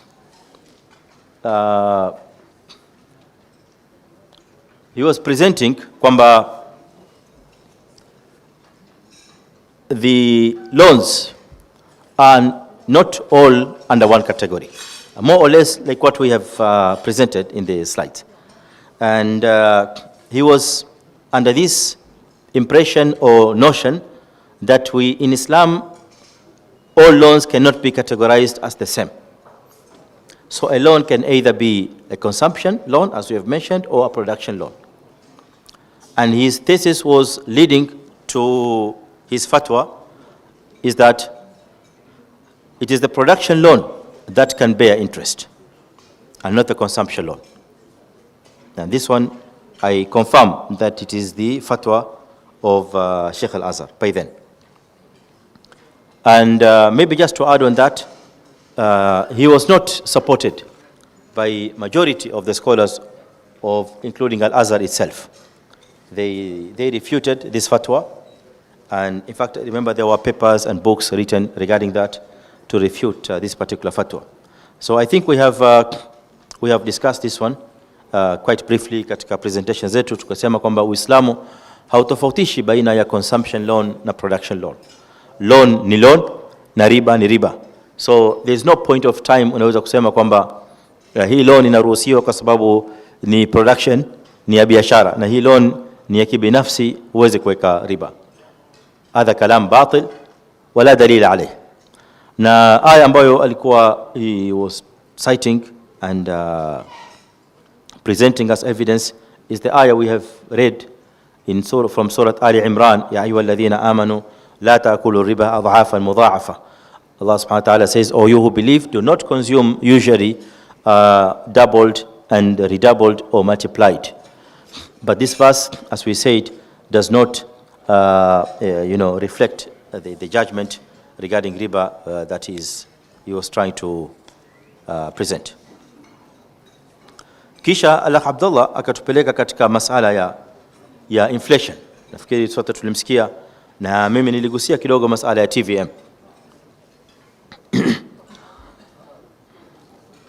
And swali lake Allah Abdullah ni kuwa hii difference ya pesa kwamba imetolewa wakati fulani, sasa imefika wakati fulani wa kulipa, pesa itakuwa imeshuka katika value kwa sababu ya inflation and so on. And this question is also connected to swali la Abdullah, is body wealth by itself ama it's just a medium of exchange and so on, and the rest. Nafikiri nikigusia kwa ufupi kwa haraka haraka, because I also have other questions to respond to. Katika presentation tulitaja, ikhwani, kama mnakumbuka vizuri, masala intrinsic value of money, na kwamba Uislamu, according to the basic laws of Islam in terms of commerce, haitizami currency kwamba ni item iliyo na intrinsic value that qualifies for business in itself. Hii tumetaja, unless it is tied to a commodity. Sasa ile pesa inapoanza kufanya kazi kuingia katika commodity, it does what it is intended to, and the money is intended to transact as a medium of exchange. Pale ndio ile pesa, ile thamani yake inaanza kuonekana na difference can be reflected. Tukawapa example of hire purchase against exchange of money for money. Sasa answer ambayo nimeitaja pale is the same one. I will try to maybe expand it further, ya kwamba Uislamu does not recognize kwamba hii difference iliyosababishwa na inflation and consequently the devaluation of currency is to be borne by the borrower. Hii ndio notion ambayo Uislamu unataka iondoe katika akili zetu. Now, point yake was very good kwamba mimi itakuwa nimedhulumika. It is more or less kama yule ndugu yangu ambaye ameniuliza just before coming in pale mlangoni, ikiwa nimemkopesha fulani 1 million after 5 years, the value of 1 million will not be the same. Mimi itakuwa nimedhulumika. And this is the point where tumewakumbusha ndugu zetu ya kwamba there is a difference in Islam between lending and doing business. Wewe unapolend, you have to have in your heart kwamba you are doing a favor, you are doing a benevolent act. Ile ni sadaqa unaoifanya. So there is no reward that you expect from that sadaqa. There is no any predetermined benefit that you expect to get. Ikiwa kutakuwa na any difference ya mambo kama haya ambayo yamesababishwa na market forces, yamesababishwa na the economic system or the financial system of which neither the lender nor the borrower are the cause, then there is no meaning of penalizing any of the parties. Sasa wewe ukisema kwamba mimi itakuwa nimedhulumika, sasa if you try to push that notion of injustice to the borrower, yule borrower utakuwa umemdhulumu kwa sababu ile difference ya inflation hakuisababisha yeye. He is not the one responsible for the TVM.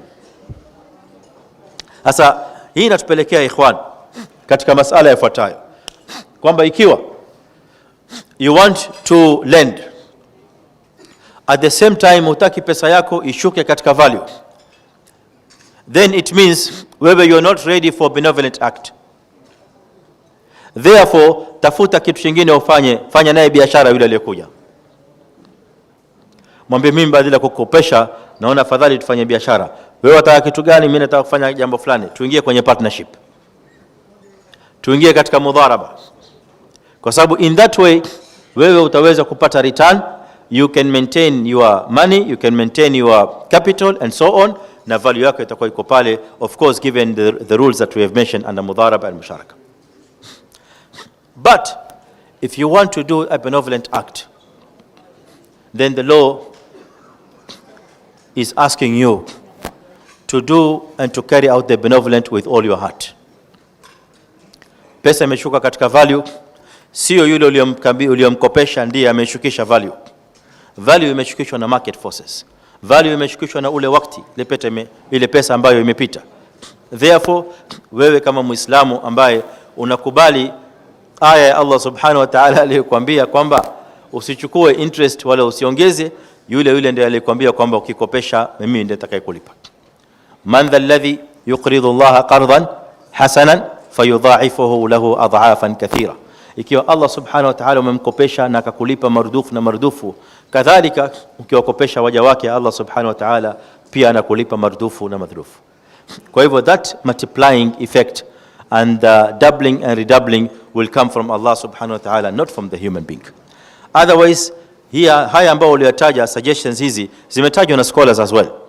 Wamesema kwamba sasa ikiwa mtu the last resort, ikiwa he is not willing and not ready to bear the burden of inflation, the burden of the difference of currency appreciation and devaluation, but in that case Muislamu anaweza, he can be able to tie the currency to a certain commodity that is stable. Let it be dollar as you said, let it be gold as you said, or any other commodity. Kwa hivyo tutakubaliana kwamba dollar is more stable than Kenya shillings, watu wakopeshane kwa US dollars, there is no problem whatsoever kisheria kabisa. Bora tu the laws of loan are met and the laws of riba are met. Avoidance of riba. Kwisha. Kwa hivyo mimi nimempa ndugu yangu hapa Omar Saleh $500. I want it back after 1 year, $500. Be it. Iwe imepanda iwe imeshuka, I'm getting my $500. So ukiniuliza hata kama tuko Kenya, hata kama tuko wapi, it doesn't matter. The same thing applies to gold. Asa instead of watu kukopeshana pesa 100,000, 200,000, twende kwa Sonara tukapime dhahabu worth 100,000. So I give you 80, 100, 200 grams of gold, pure gold, maybe a bar. So I want it back after 5 years. So gold is more stable. Na hapa ndipo wale scholars walioandika papers na thesis regarding gold currency, they actually got it from here. Kwamba gold kwa sababu is the most stable commodity, so therefore all currencies should be pegged to the gold. Ingawa hizi thesis zimekuja baadaye to be challenged and so on. Ba, umeridhika ala Abdullah au? Barakallahu fik.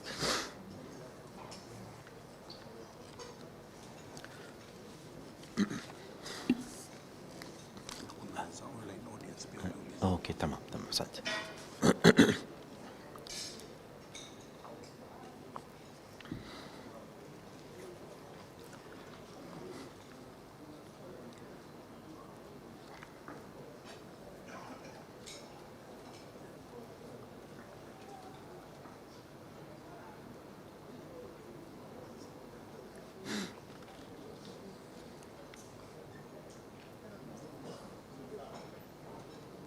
Aye.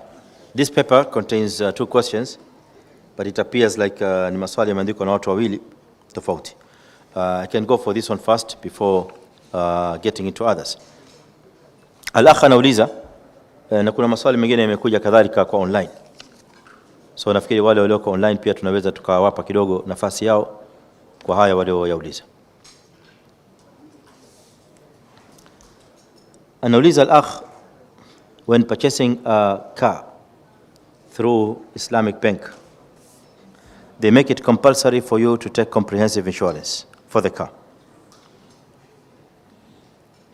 Kwa hivyo nini hukumu yake comprehensive insurance for the car? Na swali la pili, in the same paper, central bank regulations is interest based, vipi Islamic bank is regulated by CBK. Swali la kwanza linahusiana na insurance, motor vehicle insurance. Motor vehicle insurance. Na al-akh anauliza kwamba if you go to purchase a car through an Islamic bank, I can assume this can be a murabaha facility. Anasema the bank forces or makes it compulsory for the client to use comprehensive insurance. What is the Islamic take on this? Before answering this, we need first to understand rejesha nyuma katika masala ya insurance. Ikhwani, insurance is one of the aspects of Islamic finance, ambayo it is based purely on the element of zero-sum game. And what zero-sum game means in simple terms is gambling and uncertainty. Yale ambayo tulikuwa tunazungumza katika masala ya principles of Islamic finance which should be avoided.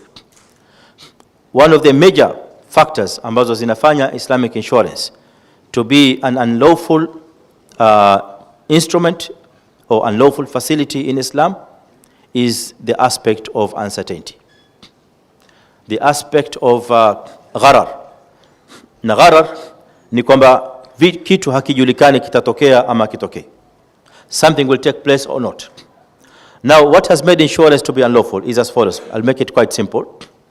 Ni kwamba client anakuja katika insurance and he subscribes, he becomes a member, he applies to become a member with a certain insurance organization or entity or whatever it is, a company.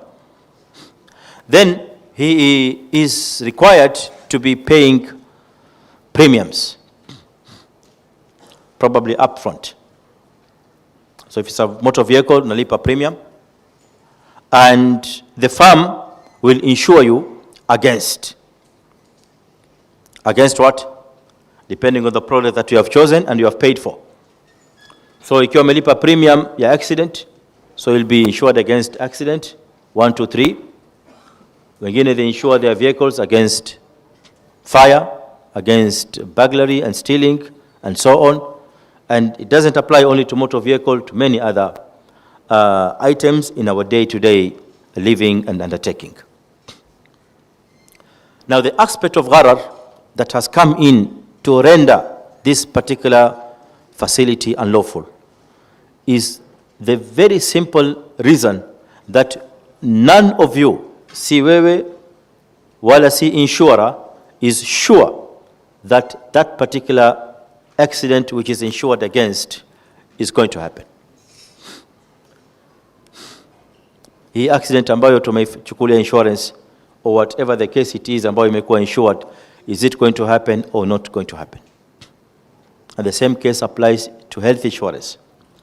Unakwenda kwenye health insurance firm, unaambia nataka health insurance facility, wanakupa against you being sick to be treated.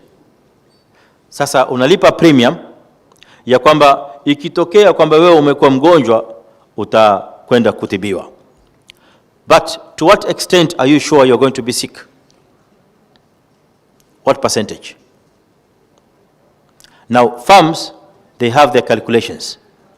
They do their mathematics. They do their statistics. Na ndio maana wanafunzi wengi wanaosoma actuarial science wanafanya kazi katika insurance, because it deals with numbers. So they do their calculations to ascertain the level of risk that every client carries. Sasa washajua huyu risk yake ni kadhaa, huyu risk yake ni kadhaa, huyu risk yake ni kadhaa, and so on. Even with motor vehicles. That's what they do. I'll come back here. I just felt like it's good maybe to expound a little bit on insurance. Sasa wakati wana set ile premium, it is set according to a certain premise and calculation. Thereafter, wanakuja ku decide this is what you should pay. Now, gharar plays its role here kwa sababu kwamba wewe umeji-insure against something ambayo you are not sure whether it will happen or not. Halafu, here comes the problem at the end of the year. Saleh or Muhammad or Ali or Maryam never went to hospital. It happens. So the question here is, what happens to the money that you have paid as premium? And in terms of motor vehicle, what happens to the money that you have paid to the firm against accident? And you never had any accident that has occurred on your side. Na mashallah kuna madereva wengine probably they have completed 20 years. Truck history yake ya driving yote safi kabisa. Na alikuwa akilipa insurance for the last 20 years. So what happens to the premium of 20 years he has paid against accident which he has not done even one? Sasa hapa ndo inakuja yale masala ya gharar na masala ya injustice na masala ya unfairness, kwamba it is only one party that benefits. And what insurance firms do is that they collect all these premiums, put them in a pool. Kisha, it is only particular or a certain number of people per their calculations who will benefit from that pool of money. Washafanya hesabu yao. So wanajua majority of the insured are not going to go through what they have been insured against. Kwa hivyo ile pesa inabaki pale pale, and these few ambao wamewatarget wao wanajua calculation hao ndio watakao kadha na kadha na kadha. Washajua probably the rate of accidents in a year could be this number, could be this number, na wao wamepata ile amount ambayo wametaka. Now this takes us to another problem. Sasa when firms discovered kwamba they have a lot of funds in their pool and only a few number of people are going to be insured and they're going to be paid for the premiums ambazo wamelipa na accidents ambazo zime happen, what do they do with the rest of the money?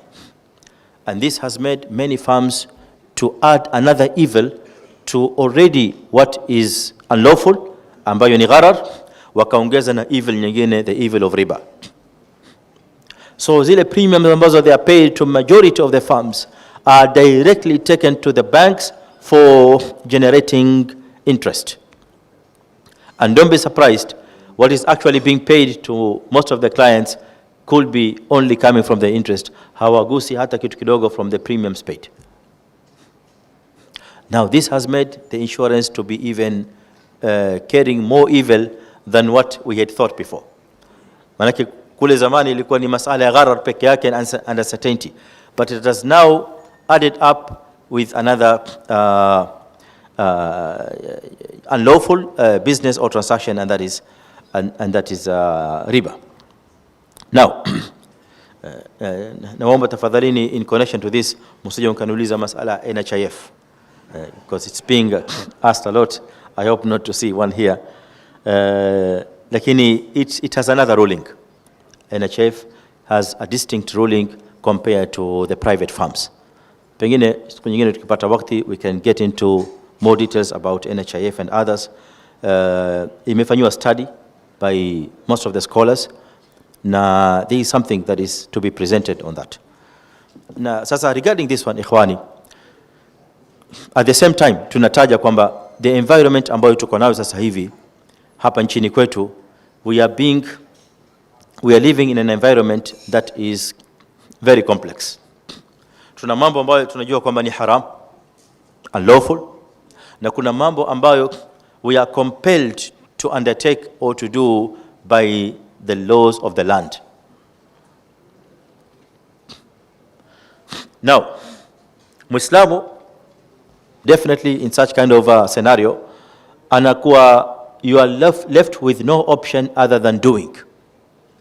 Ukiishi katika nchi ambayo kuna baadhi ya sheria zinazokwenda na sheria za Kiislamu, kinyume na sheria za Kiislamu, those laws are made compulsory.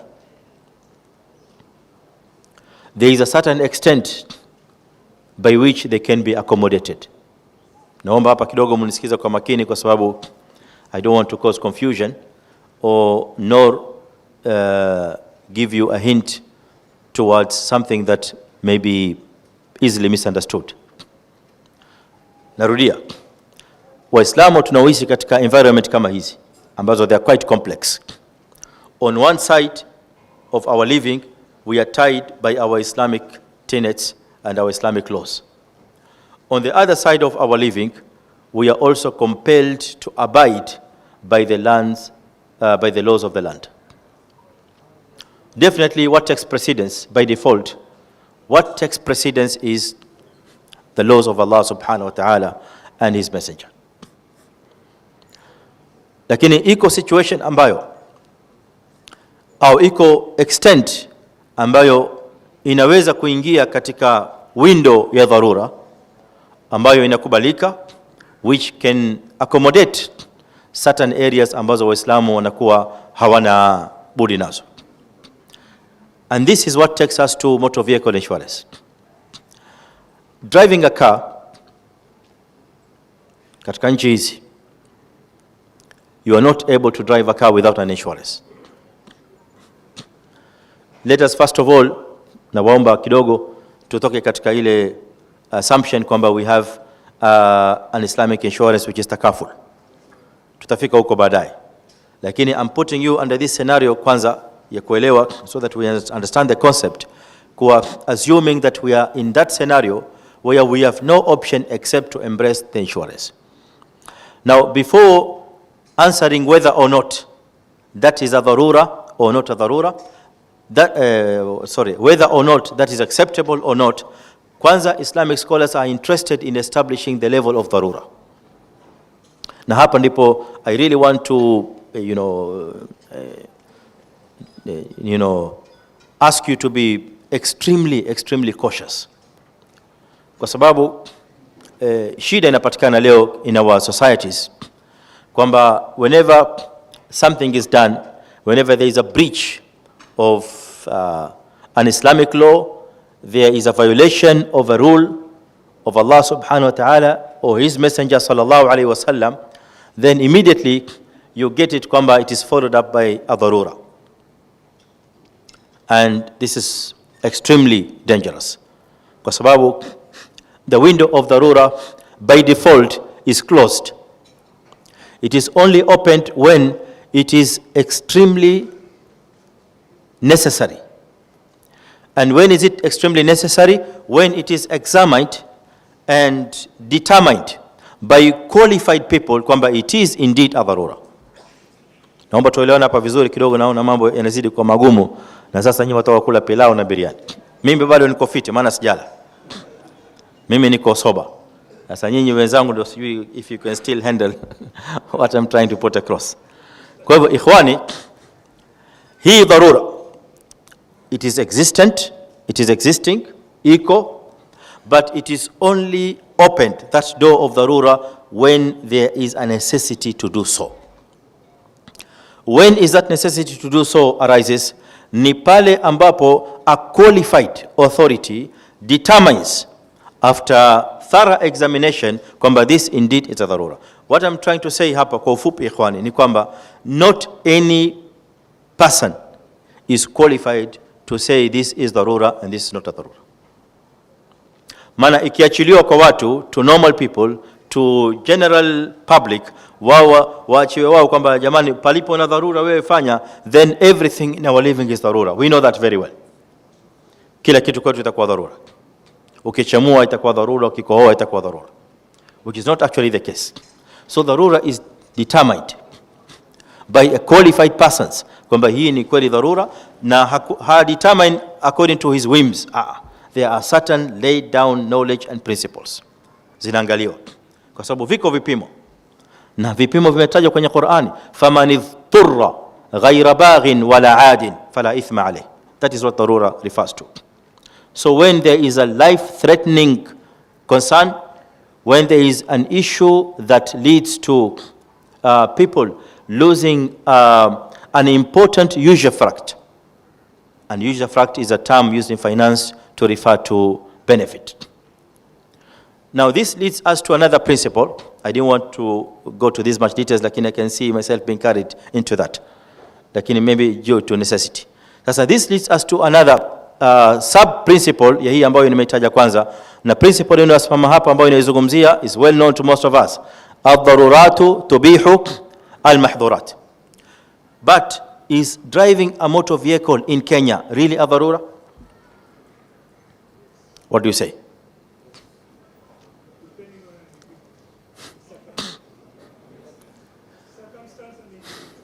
Is your life threatened by not driving a vehicle, Sheikh Abdullah? Then that is what dharura is. Dharura stands at that point where if you miss what you are supposed to be doing, then your life is threatened. Ndio kaambiwa ule pork. Because if you don't do it, you're going to die. So if you don't drive a car, are you going to die? Sheikh Abdullah, give me a very big no with confidence. Manake watu waogopa kusema no. Say it's a no. Now that leads us to another principle. And the other principle, naona mmetishika kidogo, sio mkasema nitaharamisha motor vehicle insurance. La, bado sijafika. What I want to say ikhwani ni kwamba this leads us to another point which says al-haja tunazzalu manzilata ad-darura. Now it's not only dharura that determines the necessity. There's another aspect ambayo pia Muslim scholars wame consider, and this is the notion or the maxim, not the notion actually. It is a maxim or the axiom of al-haja tunazzalu manzilat ad-darura, the need. Sasa tutoka kwenye necessity, we are coming down to a lower level, and that's a level of a need. The need is brought down to the level of, is actually upgraded to the level of necessity when circumstances require so. Sasa this is where now motor vehicle falls under. Kwa hiyo tunapeleka magari kwa sababu tunahitaji magari, for that simple reason. Magari yakiondolewa in our life the way we are living today, definitely is going to cause people havoc. People's life is going to be devastated. Watakuwa katika mushkil, movement hapa na pale. The only means you will have is probably PSV. PSV yenyewe pia it has to be insured. Sasa sijui utakwenda vipi. Itabidi turudi tuambie wenzetu kule kutoka Lamu tu saidie. So ikhwani, what I'm trying to emphasize here ni kwamba haya sasa ni masala ya hajiyat and no longer dharura. And still, hajiyat are also considered under the same category of dharura, only that it is much lower level. Lakini wanazuoni wamepitisha kwamba al-haja tunazzalu manzilat ad-darura. Again, who is determining this is haja and this is not haja? Again, qualified persons. Kwa sababu haja ni kitu ambacho if or should it be removed from your life, then maisha yako utapata tabu. Si kwamba utakufa. Utakuwa hai, wapumua, waishi, but you will be suffering to an extent. So that leads us to say kwamba haya magari tuyapeleka sasa ni haja tuyahitajia, and for that reason ile mahdhur ambayo ya insurance has been permitted exceptionally. Kwa hivyo the same rule that I have read before, ad-darurat tubihu al-mahdhurat, shall apply to motor vehicle even though motor vehicle are not falling under darurat. Sio kama tumeelewana vizuri ikhwani. Now the last part of this question regards comprehensive. Now this takes me to another principle, again still under darura. There is another principle that guides the framework of darura in Islam or in the Sharia laws, and this is the principle of ad-daruratu tuqaddaru biqadariha. Ad-darurat tuqaddar biqadariha. That is, when there is a necessity to do what is not permitted, when there is a need to do what is not permitted, like driving a motor vehicle in Kenya, because you need to do so, and you are compelled by the land laws to have an insurance. Sasa hii dharura ikishasimama, you are supposed to undertake the dharura to its minimum level. Yani ile dharura unapo embrace, you embrace the dharura up to its minimum limit. You don't take it to the maximum limit. This is the maxim in Islamic law, kwamba ad-darura tuqaddaru biqadariha. And this maxim is coming from the Quran itself and from the hadith.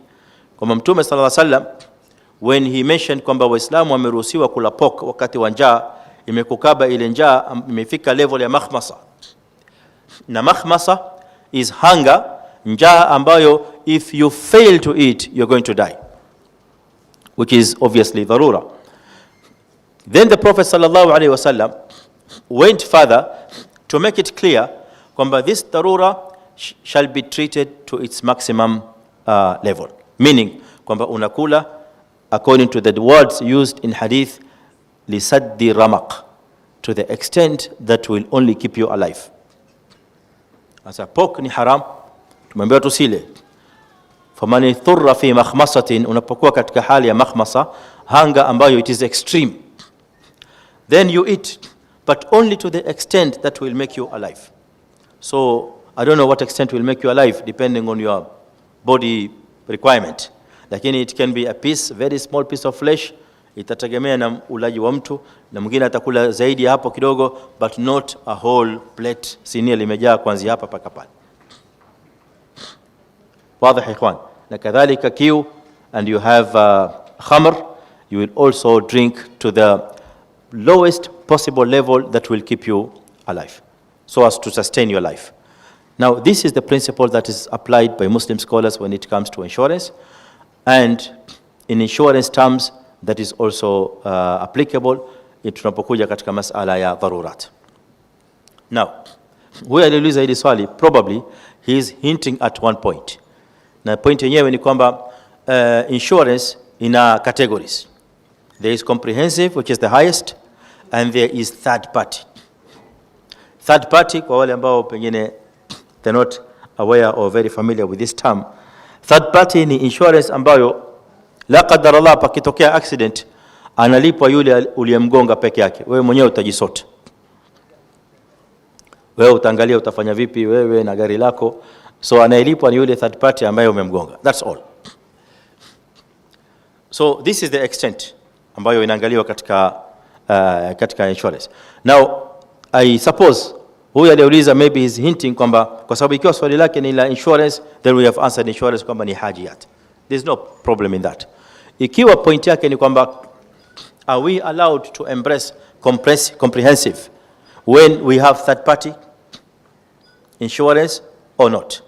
Now the answer to this is it may not be an obvious answer, kwa sababu if you judge from the prima facie, from the outlook, your answer will be you have to take the third party, because third party is the minimum ambayo inakwenda na ile principle ya ad-daruratu tuqaddaru biqadariha. But then probably I would wish huyu ambaye ameuliza hili swali labda he engages the Sharia board further to establish if a bank is embracing a comprehensive insurance, then what are the guidelines ambazo wamesimama nazo from the Sharia side. Because from the outlook or from the prima facie, as I said, it will be kwamba you are supposed to be going with the third party because that is the lowest possible minimum indicated from the hadith. But we also have the element of masalih and mafasid. Sometimes they are weighed. Na kuna issue na element of course there's an element of risk here that is being calculated, but I don't want to bring in risk here kwa sababu tutakuwa turudi katika insurance.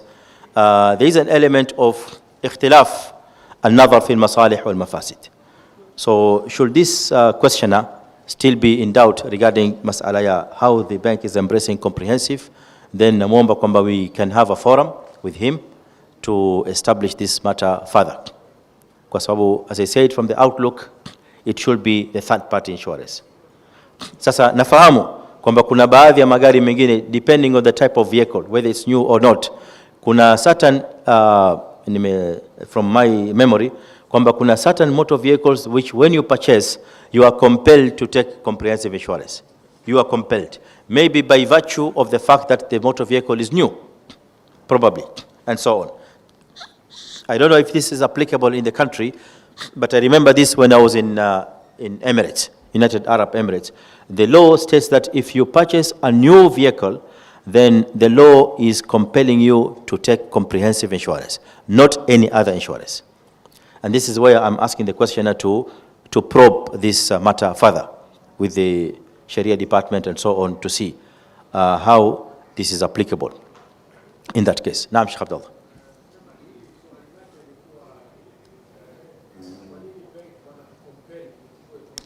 Naam. Sababu ile gari yenyewe ndio dhamani yake ile mtu aliochukua. So bank pia wanataka kufeel kuwa ile dhamani iko intact, sababu pia ya upelekaji wake ama kule atakwenda na ile gari pale anapoipark hatujui ni wapi.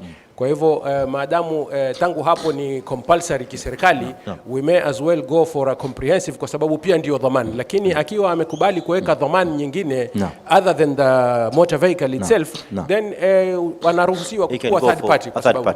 Great. Lakini bank wana interest kwa ile dhamani. And when you do it via comprehensive, do you take takaful or other? Takaful is always the first priority. Very good. Very good. Tamam. Barakallahu fik. Mnasemaje ikhwan? It's 3 according to my watch. Sijui bado tuendelee, mko fiti au vipi? Na tosha. Jazakallahu khair. Naam habib.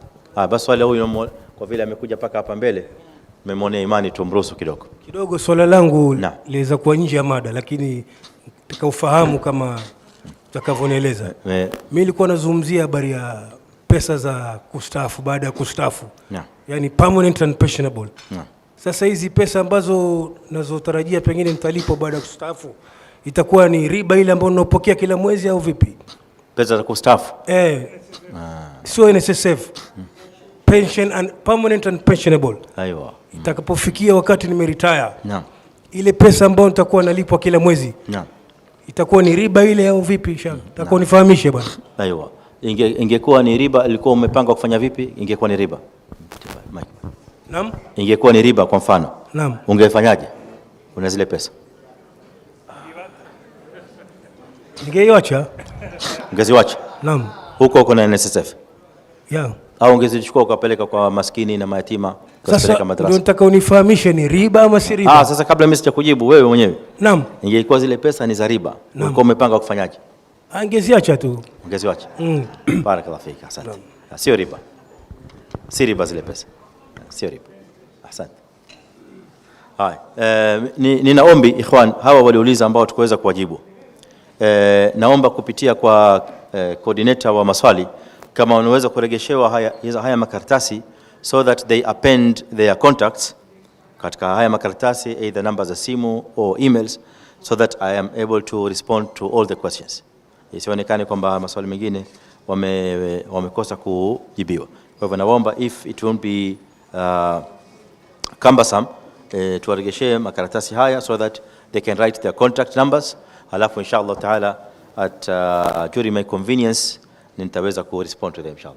Afwan.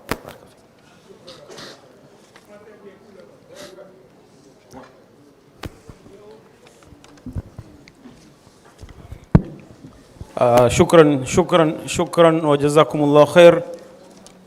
Doktor na nyote mulokaa kwa kikao hichi mpaka saa hizi, wallahi hatuna la kuwapa ila kuombea Mungu kila mtu arudi makwao salama salimini, na kila aliyezito Mungu alifanyie la sahali, wale wagonjwa Mungu awape shifa, na wale ambao wametangulia mbele za haki Mungu aweke pema penye wema.